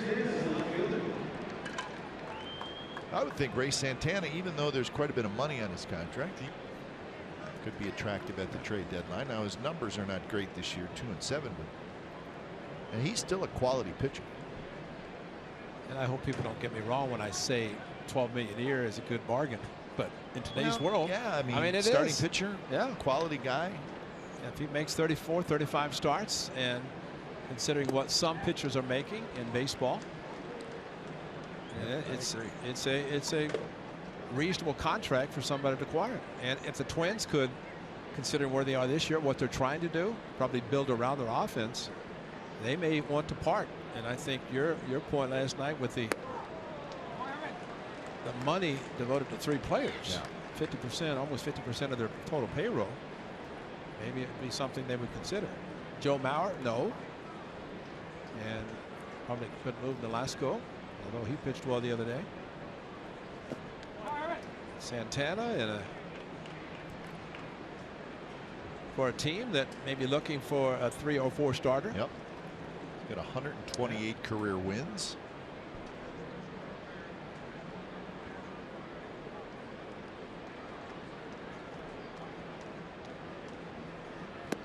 And a 1-2 pitch. Davis swings and misses. Davis slams his bat down, flips his helmet, and it has been a frustrating afternoon for the A's offense. 1-0 Twins.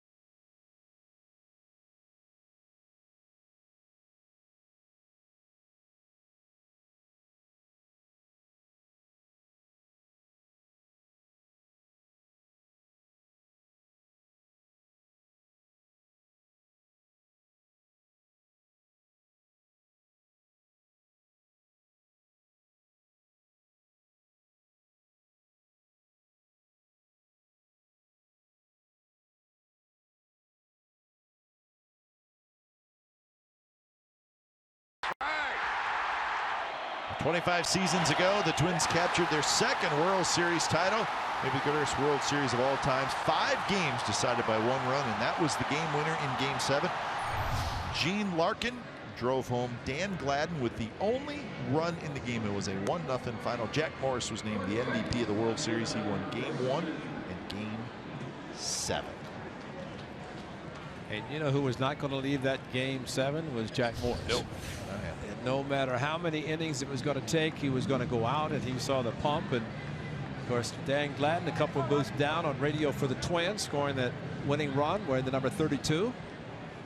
Man from Glad. And Mark Szybcinski is coming in kind of like everyday Eddie Guardado down on the Twins bullpen, the former reliever closer for the Twins. Szybcinski getting a chance to pitch a lot.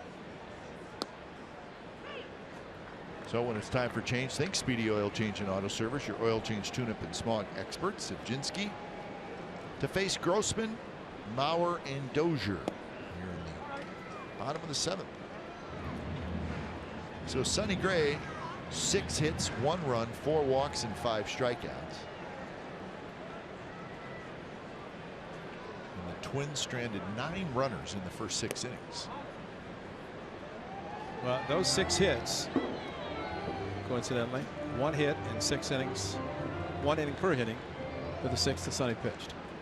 And unfortunately, 1 of the 4 walks and 1 of the 6 hits was his demise in the 5th with a leadoff walk and a double by Joe Mauer. So 3-1 the count now to Grossman. And that note we showed earlier about consecutive starts without a win, Sonny won't get a win today. Nope. Regardless. So he did pitch the 6th, which is outstanding, and looked like he's back on track. But just too many pitches. He did pitch 6 and 113. 3-1 pitch is low, and it's a leadoff walk. Well, this is Game 6 of the 1991 World Series. That was an unbelievable game. How about this catch up on the plexiglass in left center field by the great Kirby Puckett. The Hall of Famer. Talk about some leaping ability and hang time. Timed it perfect. Oh, didn't he? The number 34 retired in the Hall of Fame. Kirby Puckett. Yeah, he wasn't done in that game yet. No. He had just a little bit more business to take care of that night. I think for him to say, jump on my back, and man, did they. He had a big back to jump on, and he could talk the talk and walk the walk. He could do it all. Play center field, and he could cover some ground. So much life. His life ended too soon. The Twins, 3 trips to the World Series in their 56 years of existence.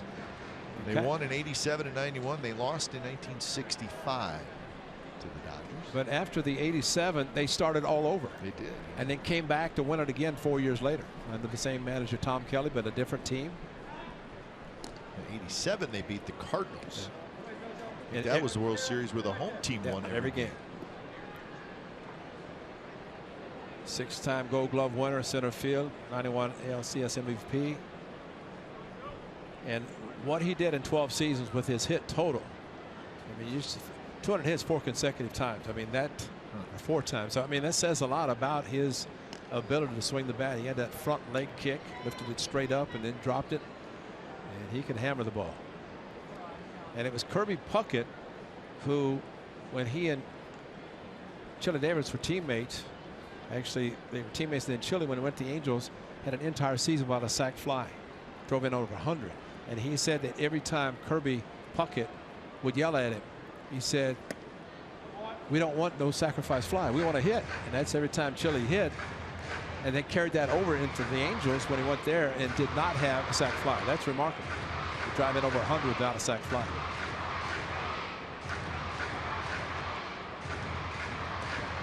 Kirby Puckett and Ron Washington, as we mentioned before, were roommates. The first time that Kirby joined the Twins, They were in Anaheim. He got off the plane.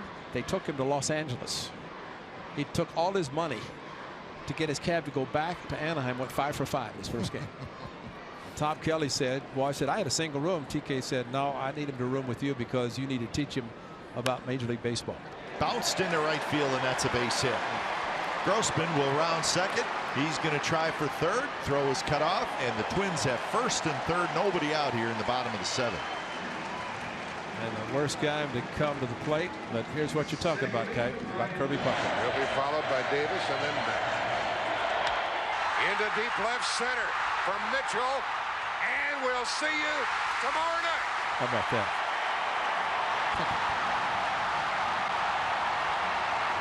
There's Chili right there at 44.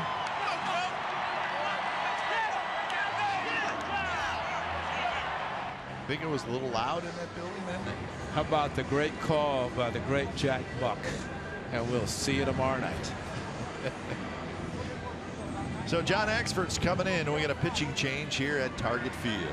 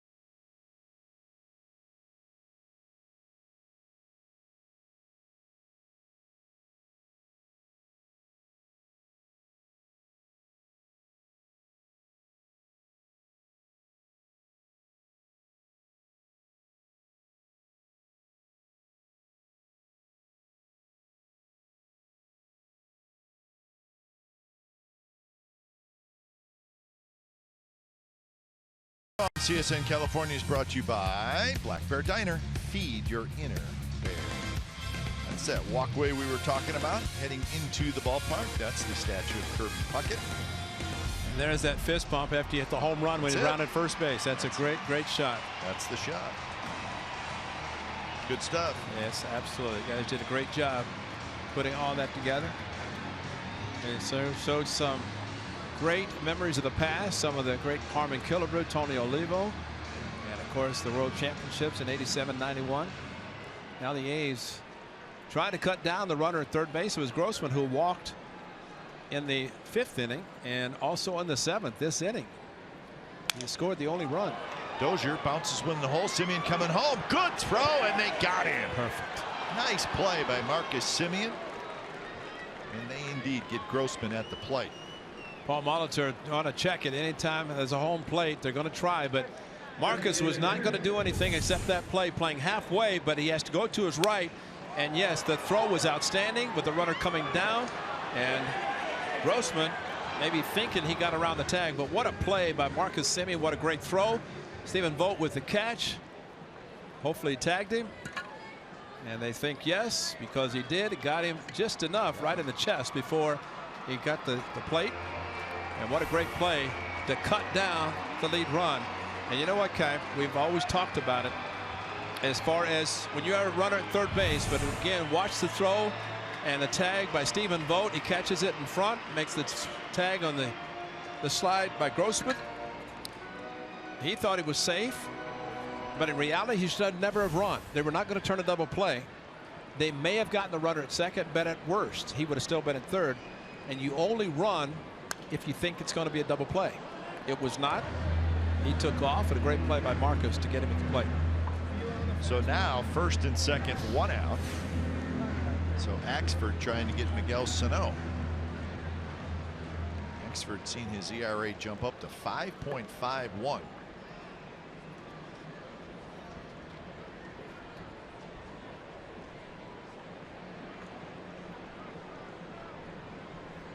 Sano has struck out, walked, and hit a fly ball to right field. Mauer at second, Dozier at first. Shift is on for Sano.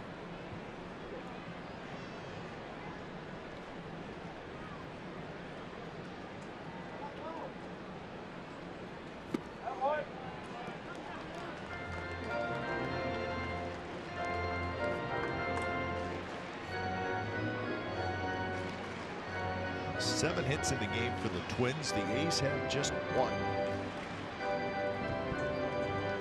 It's been a little bit too much Irvin Santana so far. Still only 1-0.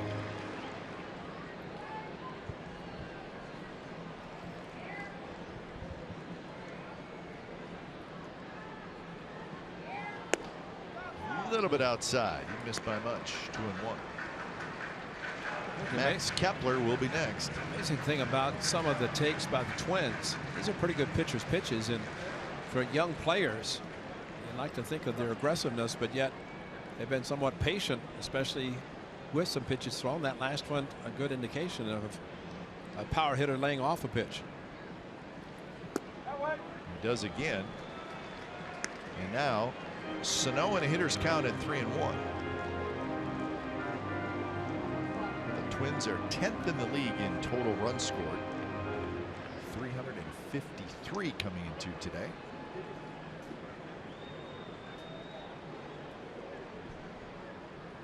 The 3-1 pitch is just looped into right field for a hit. And they're going to hold up Joe Mauer as Reddick's throw comes in. So now the bases are loaded. Same pitch that he got that he took, but on 3-1, the same cut fastball from Axford. Watch his ball off the end of the bat, and with one out, Joe Mauer didn't read it, or he read it and did not have the speed to score, thanks to the strong arm by Josh Reddick. So another ground ball, and the A's can get out of the inning for a double play. Mauer thinking about scoring, but was held up. Sano got a hit, thought he had a ribby, but it did not happen. Now the A's will play back for two. Similar to the ball to Semien, he'll go for the double play.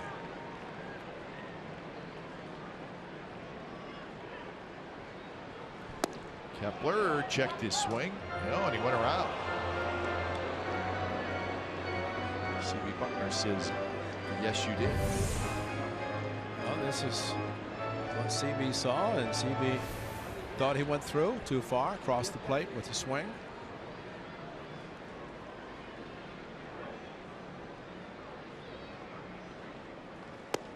Kepler is 1 for 10 in this series.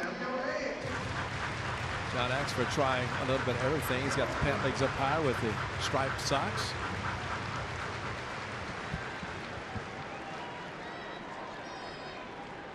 Whatever it takes.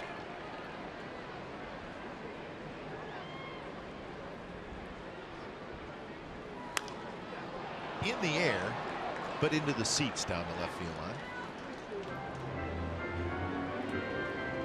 Kepler last night saw Manaea get ahead 0-2 with Kepler and fastballs away. Kepler wouldn't offer at them, but yet when he got the fastball in from Manaea, a home run. So pretty disciplined hitter the left-hander is, as Manaea gave up a couple last night back to back. Good learning experience from Manaea, as he's made just his second start since coming back from the DL. That one is low at 97 miles an hour. This is Kepler's only hit in the series, a home run. Look at the location of the pitch.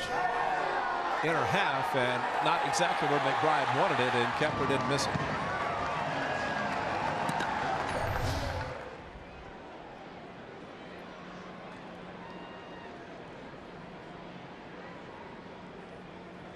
Two pitch is not close, and now full count.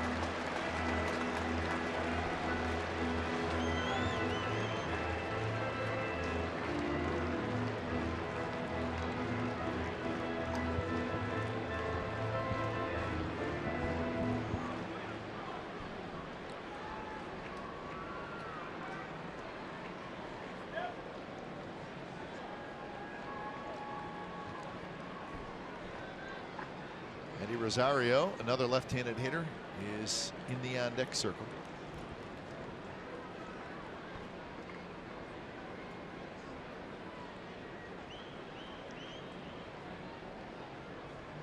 Three-two pitch. Fastball foul back. Too close to take.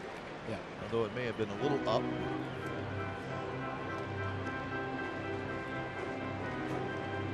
Vogt were just hoping that Kepler might get a little bit anxious with a pitch and go after a pitch to where he hits a ground ball. And that's what the A's are hopeful of getting, a double play. A walk, a single, fielder's choice, and a base hit.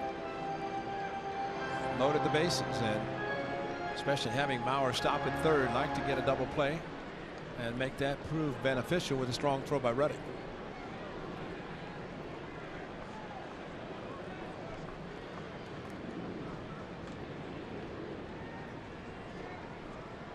So another 3-2 to Kepler.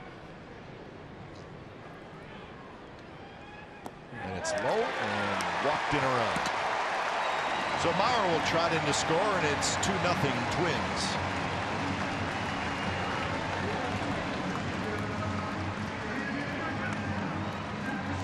Six walks in the game for the A's pitchers.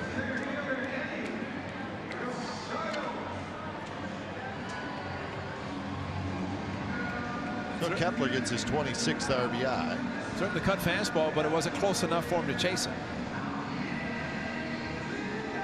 Quickly, somebody's starting to get loose in the A's bullpen.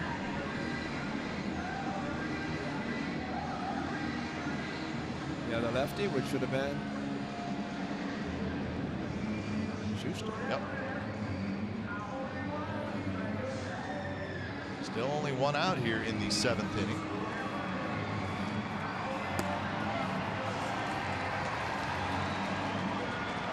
So Dozier now at third, Sano at second, Kepler at first.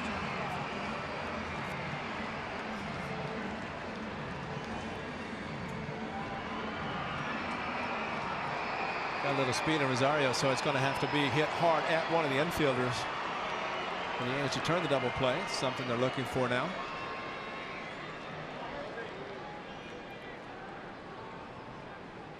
Swing and a miss. Exford off speed pitch.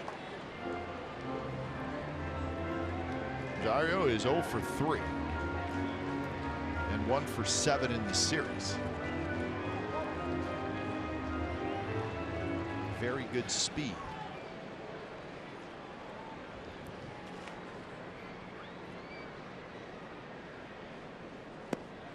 Takes that one at 95, but low.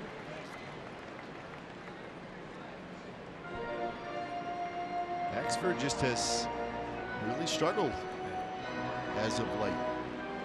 And he is in a tough spot right here. It's been a big surprise. It's just kind of the release point, because his fastball, curveball, cutter, all pitches are still good. And that one's high, 2-1.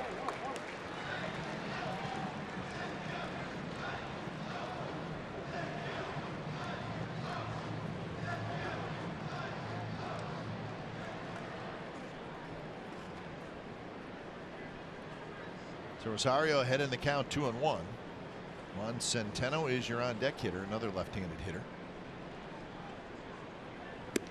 And Rosario helped him out. That was a ball.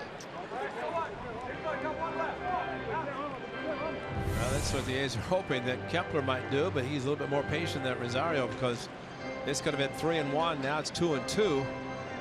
As he went after a pitch, there's no way, even if he hit it, it's probably gone straight up in the air.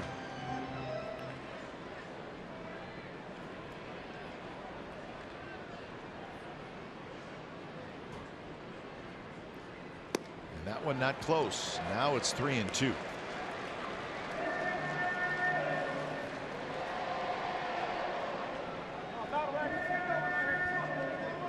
This is Axford's first appearance in this series.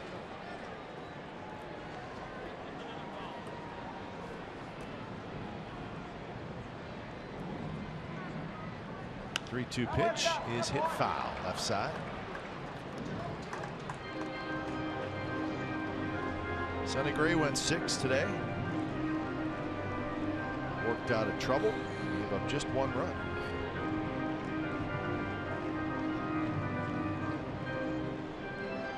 Zubczynski faced 2 hitters this inning, gave up a walk and a single.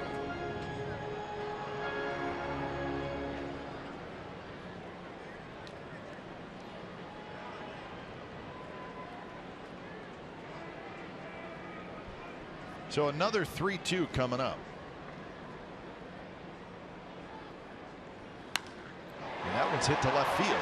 Davis hustling over. Davis toward the corner. He's got it. Dozier will tag. Dozier will come in to score. And it's 3-0 Twins.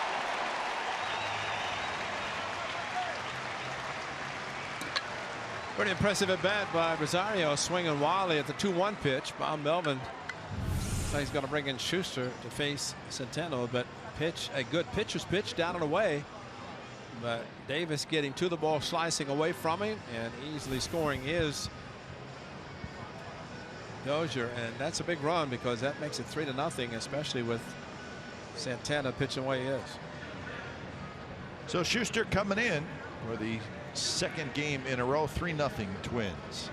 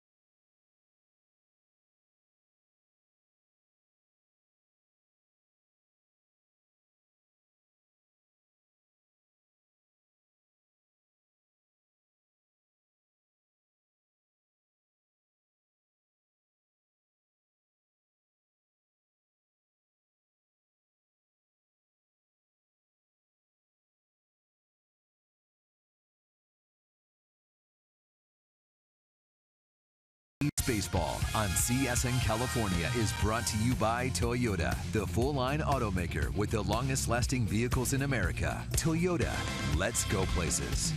And by Xfinity. X1 from Xfinity will change the way you experience TV. Well, Patrick Schuster comes in. He made his major league debut last night. And the first batter he faced, he struck out on 3 pitches. Well, that was the good news. Family was excited. He went back out there for the next inning, though, gave up a couple of base runners, and then they both scored on Hendricks' home run. They're back. And they're going to enjoy his second big league outing. And there are his numbers, and without the home run, he would have escaped without an earned run, considering there was a pass ball in the inning. But the Sano opposite field home run changed everything. That was against Liam Hendricks. Slider to Centeno is low. Centeno is 1 for 3. He has doubled and grounded out twice. 2 runs in here in the bottom of the 7th for the Twins to tack on to their lead. It's now 3-0.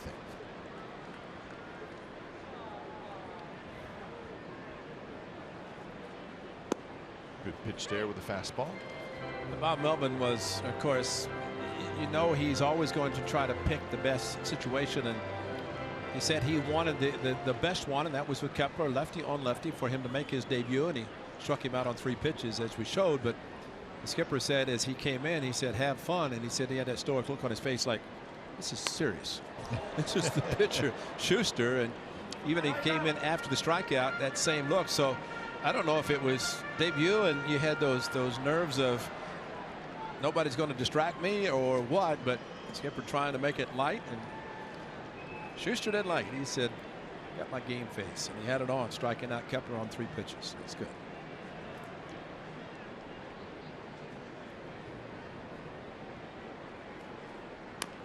1-2 pitch is tapped right side of the mound. Schuster has it on to first. Side retired. 2 runs on a couple of hits. There was also a couple of walks. So 8th inning coming up. Twins 3, A's nothing.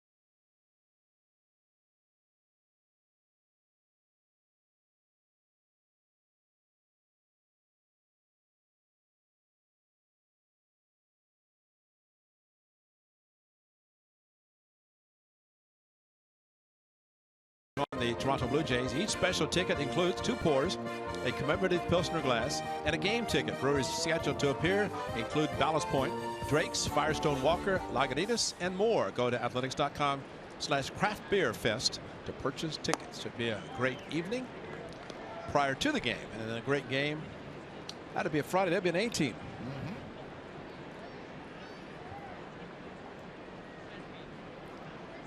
Right now, trying to get the A team against this pitcher who has been outstanding.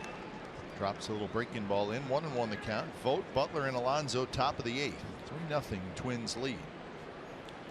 Well, if Santana has any scouts watching today, they've been impressed, because the A's hitters have not done much of anything against him, and other than the one double, Billy Butler, he's pitched out of the windup. Decent ratio at 85 pitches, 54 strikes.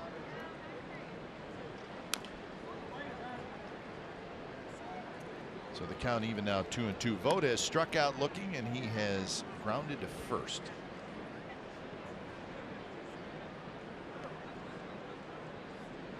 Santana retired 14 in a row, and then Butler got the double, and then since then 7 in a row.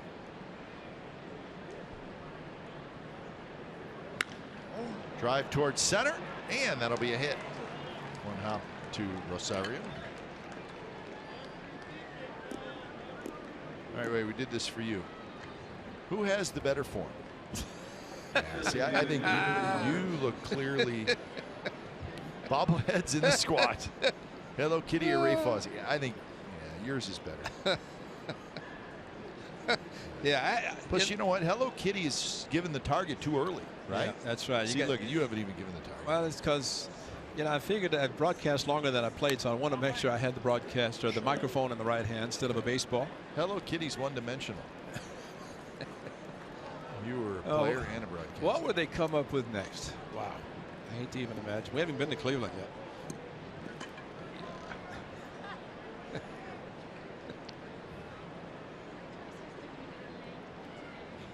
Be careful. Make a trip to your hometown and get some more photos. No, it could be 2, and it is. Nicely turned double play by the Twins. See Santana hustling over there, and ends up being a 3-6-1 double play. And just like that, 2 outs. Hey, Butler had the right idea. He's trying to shoot it to right field. That's where the hole is. That hit too slowly, and now, and you're right, pitcher PFP get over as quickly as possible, because you got to get a strong throw, and Santana was the target by getting to first base instead of the shortstop, who has a very strong arm, as we have seen in Santana. He was going to throw it. So now Alonso hits with 2 outs. First pitch in for a strike.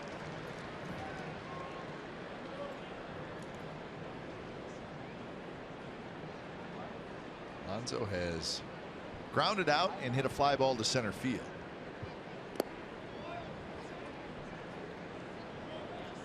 So now 91 pitches for Ervin Santana.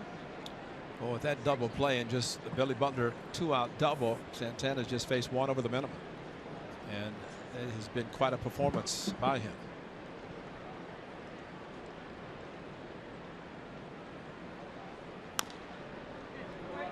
So that's a pitch at 88 miles an hour. Was not his breaking ball. Maybe, I don't know, just a sinker. Or... Yeah. They throw an occasional changeup. Yeah, maybe it was a change. Yeah, and basically what he has done is use the fastball, 2 and 4 seam fastball, the slider, occasional curveball, and now going through this part of the batting order, 4th time, brings in a changeup. Something new for the hitters. I mean, they know he throws it, but he hasn't thrown it yet until now. And he gets Yonder Alonso swinging for his 8th strikeout of the afternoon. So 3-0 Twins lead as we go to the bottom of the 8th.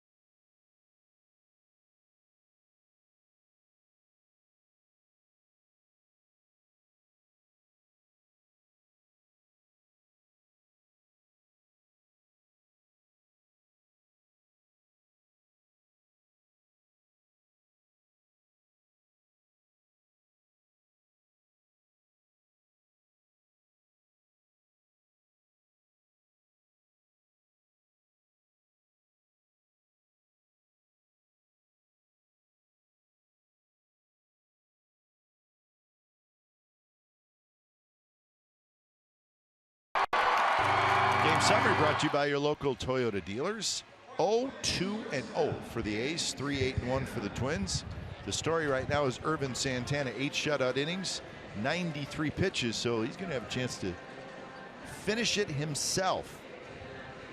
So we'll see how that goes as the Twins come to bat here in the bottom of the 8th inning. Butler double, Vogt single. Those are the only 2 hits for the Athletics so far.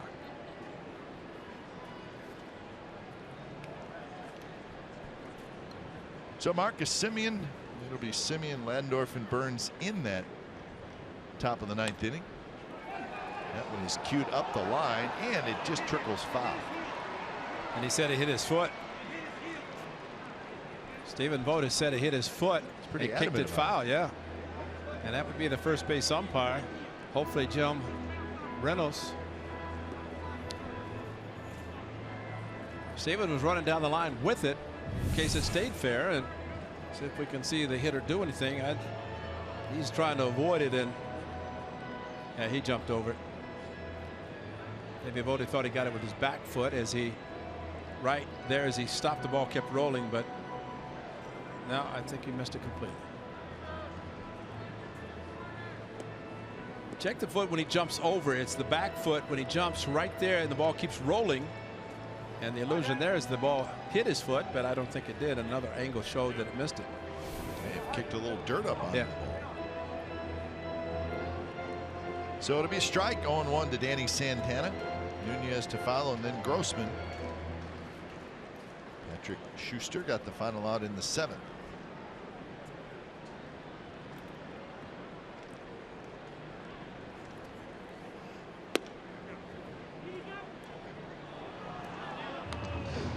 So that's a swing, huh?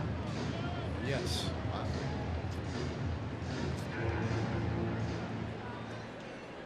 0-2 the count. Santana's got a single and a double.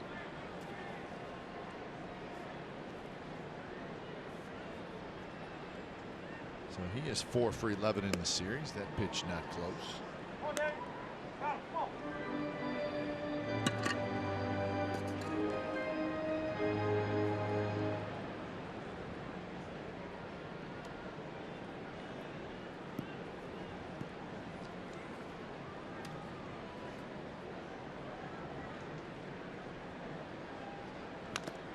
Fouled at the plate. It trickles back to Nunez in the on-deck circle. Rangers and the Red Sox will play tonight at Fenway. That'll be the rubber game of that 3-game series. Perez and Wright pitching matchup. Right, an all-star, but a knuckleballer. He is, yeah, 9-5 with a 2.42 ERA. Too shabby. Let's see, you've got Perez, Wieters, and both. Neither one hope they have to catch you. That's true. Mr. Wright, why don't you take the evening off, just enjoy the festivities? But if he's pitching tonight, and Wednesday he won't pitch. He'll be available next Tuesday. Oh, he'll be available for multiple innings. So they're bringing Doug Mirabelli just for a token. Yeah. To catch the knuckleball. Or bringing his glove, right? Well, that's the big, true. The big catcher's glove. Well, Tom Candiani said he always carried the big catcher's mitt just so that the catcher would be able to use that, whoever it might have been. Jason Varitek never liked to catch knuckleballers. It's Tim Wakefield. Russell Martin has to deal R.A. Dickey in Toronto.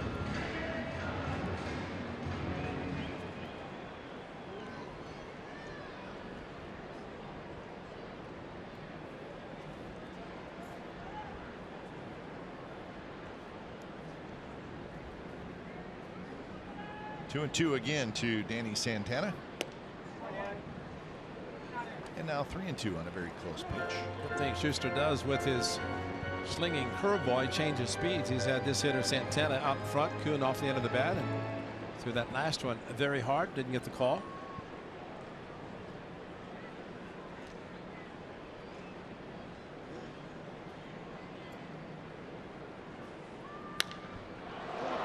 In the air, hit well to right center. Burns going back, and Burns is going to watch it hit off the top of the wall, and Santana's going to round second.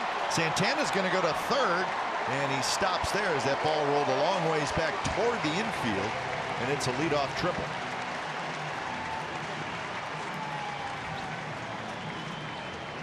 So that was close to going out. That's impressive swing with the pitch away to have that power going to right center. And see the speed of Santana. It's his third hit, home run shy of the cycle, which the ball just kept coming back flat-footed, and the right center almost into the seats. And when it kicked back off the wall over the head of Josh Reddick, that enabled Santana, stumbling as he did, to get to third easily. So here's Nunez, RBI opportunity as the A's bring the infield in. And Nunez takes inside. He is 1 for 4 today. He is 4 for 13 in this series.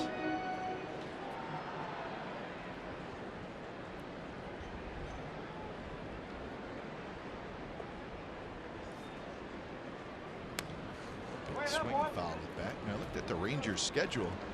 That game tonight in Boston is the end of a 10-game road trip for them. And then they will go home and they will host these Twins for a 4-game series. But then in the second half, Ray, they start with a 9-game road trip. So a token four-game homestand. Exactly. So even though the All-Star break is in there, they're playing 19 of 23 on the road. You do not see that very often. Yeah, you're right, but you know, for them, they've played well. Burns hustling back again. Still going back, and he makes the catch at the warning track, plenty deep to get Santana home. And another insurance run for the Twins. It's now 4-0. Well, the Twins don't think the ball carries well here, but boy, these last two hitters, Santana and now Nunez, he almost drove it out at the 403 mark. Without the great speed by Billy Burns tracking it all the way, knowing the run was going to score, just wanted to get the out, but well, a long blast.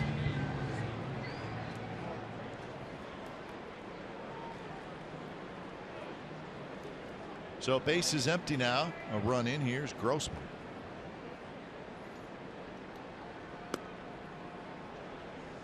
Mariners and the Astros finishing up their series tonight in Houston. Astros going for the sweep. Mike Fiers will pitch, so he will not pitch against the A's this weekend.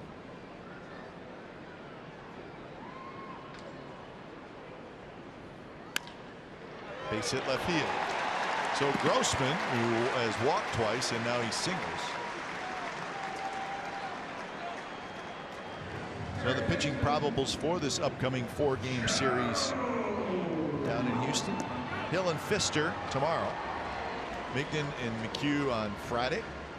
Graveman and McCullers on Saturday. Minaya and Keuchel on Sunday. So that is your pitching matchups. You'll see all 4 games right here in CSN California. Astros are playing extremely well. They have won 13 out of their last 16. 6 games over 500, 7.5 back in the West. So you're seeing a team that's really heating up. And without their all-star shortstop making the all-star team.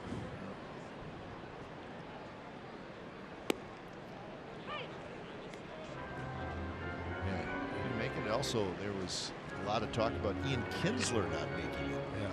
Kinsler's having a really good year. There's always going to be a group that should go and are not going. It's not a lot you can really do about it.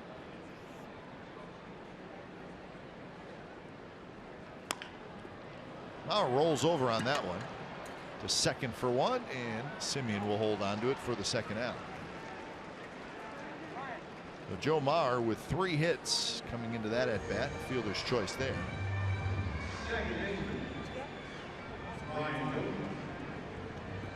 So 2 away here in the bottom of the 8th. Angels and the Rays continue their series tonight in Florida. That's game 3 of a 4-game set. Weaver and Smiley. Angels, they're not going home either. They will go to Baltimore this weekend and finish the first half of the season on the East Coast. And look forward to that 6-hour flight going home to start the break Sunday night.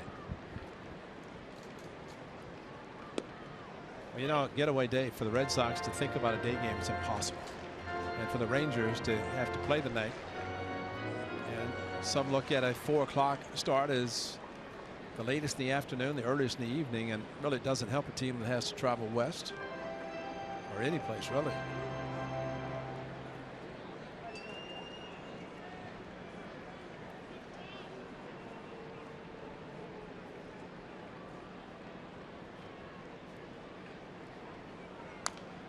Rolled foul. So 0-2 to Dozier. Tigers did beat the Indians 12-2 this afternoon.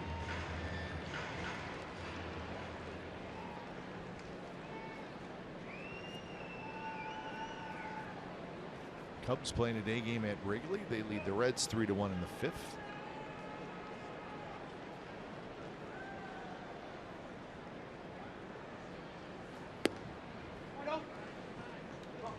Cubs got to make sure they get all their all-stars to San Diego. They may need to charter a flight. They probably already have it planned. Where do they finish this weekend? No, not sure. Well, you know, San Diego's on the road. Yeah, San Diego's on the road. High fly ball to right. Reddick waits. He's got it, and another run for the Twins. So last shot for the A's. It's 4-0. Santana's heading out. He's looking for the shutout.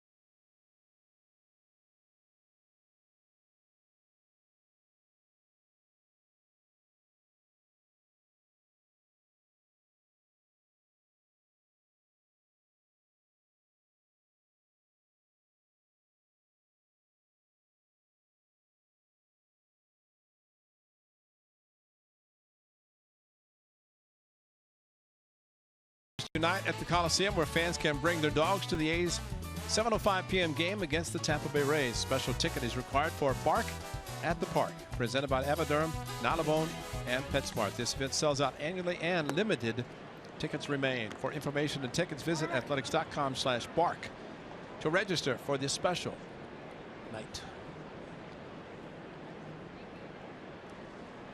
So 14 career complete games, 7 career shutouts from Ervin Santana, and he is dealing today. Just 2 hits for the A's.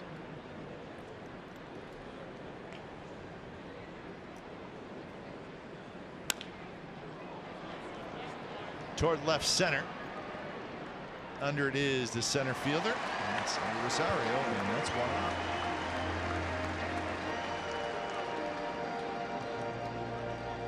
I think the ability to throw a breaking ball for a strike is what is going to stand out to me with Ervin Santana, and that's not anything new with him. Yeah, it's been consistent throughout his career. You're right.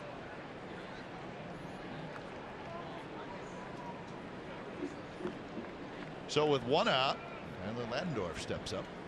The A's have been shut out 3 times this year.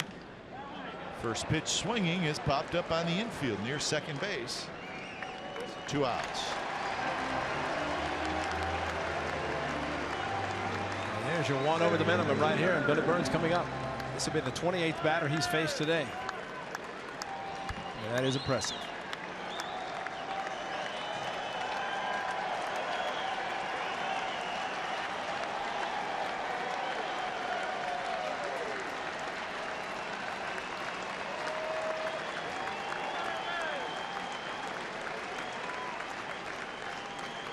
First pitch to Burns. Strike on the inside corner.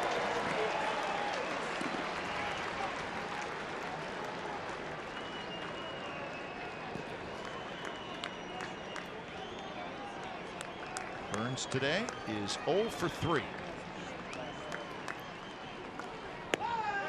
Just a little bit inside that time. So this will be pitch number 100 coming up from Ervin Santana.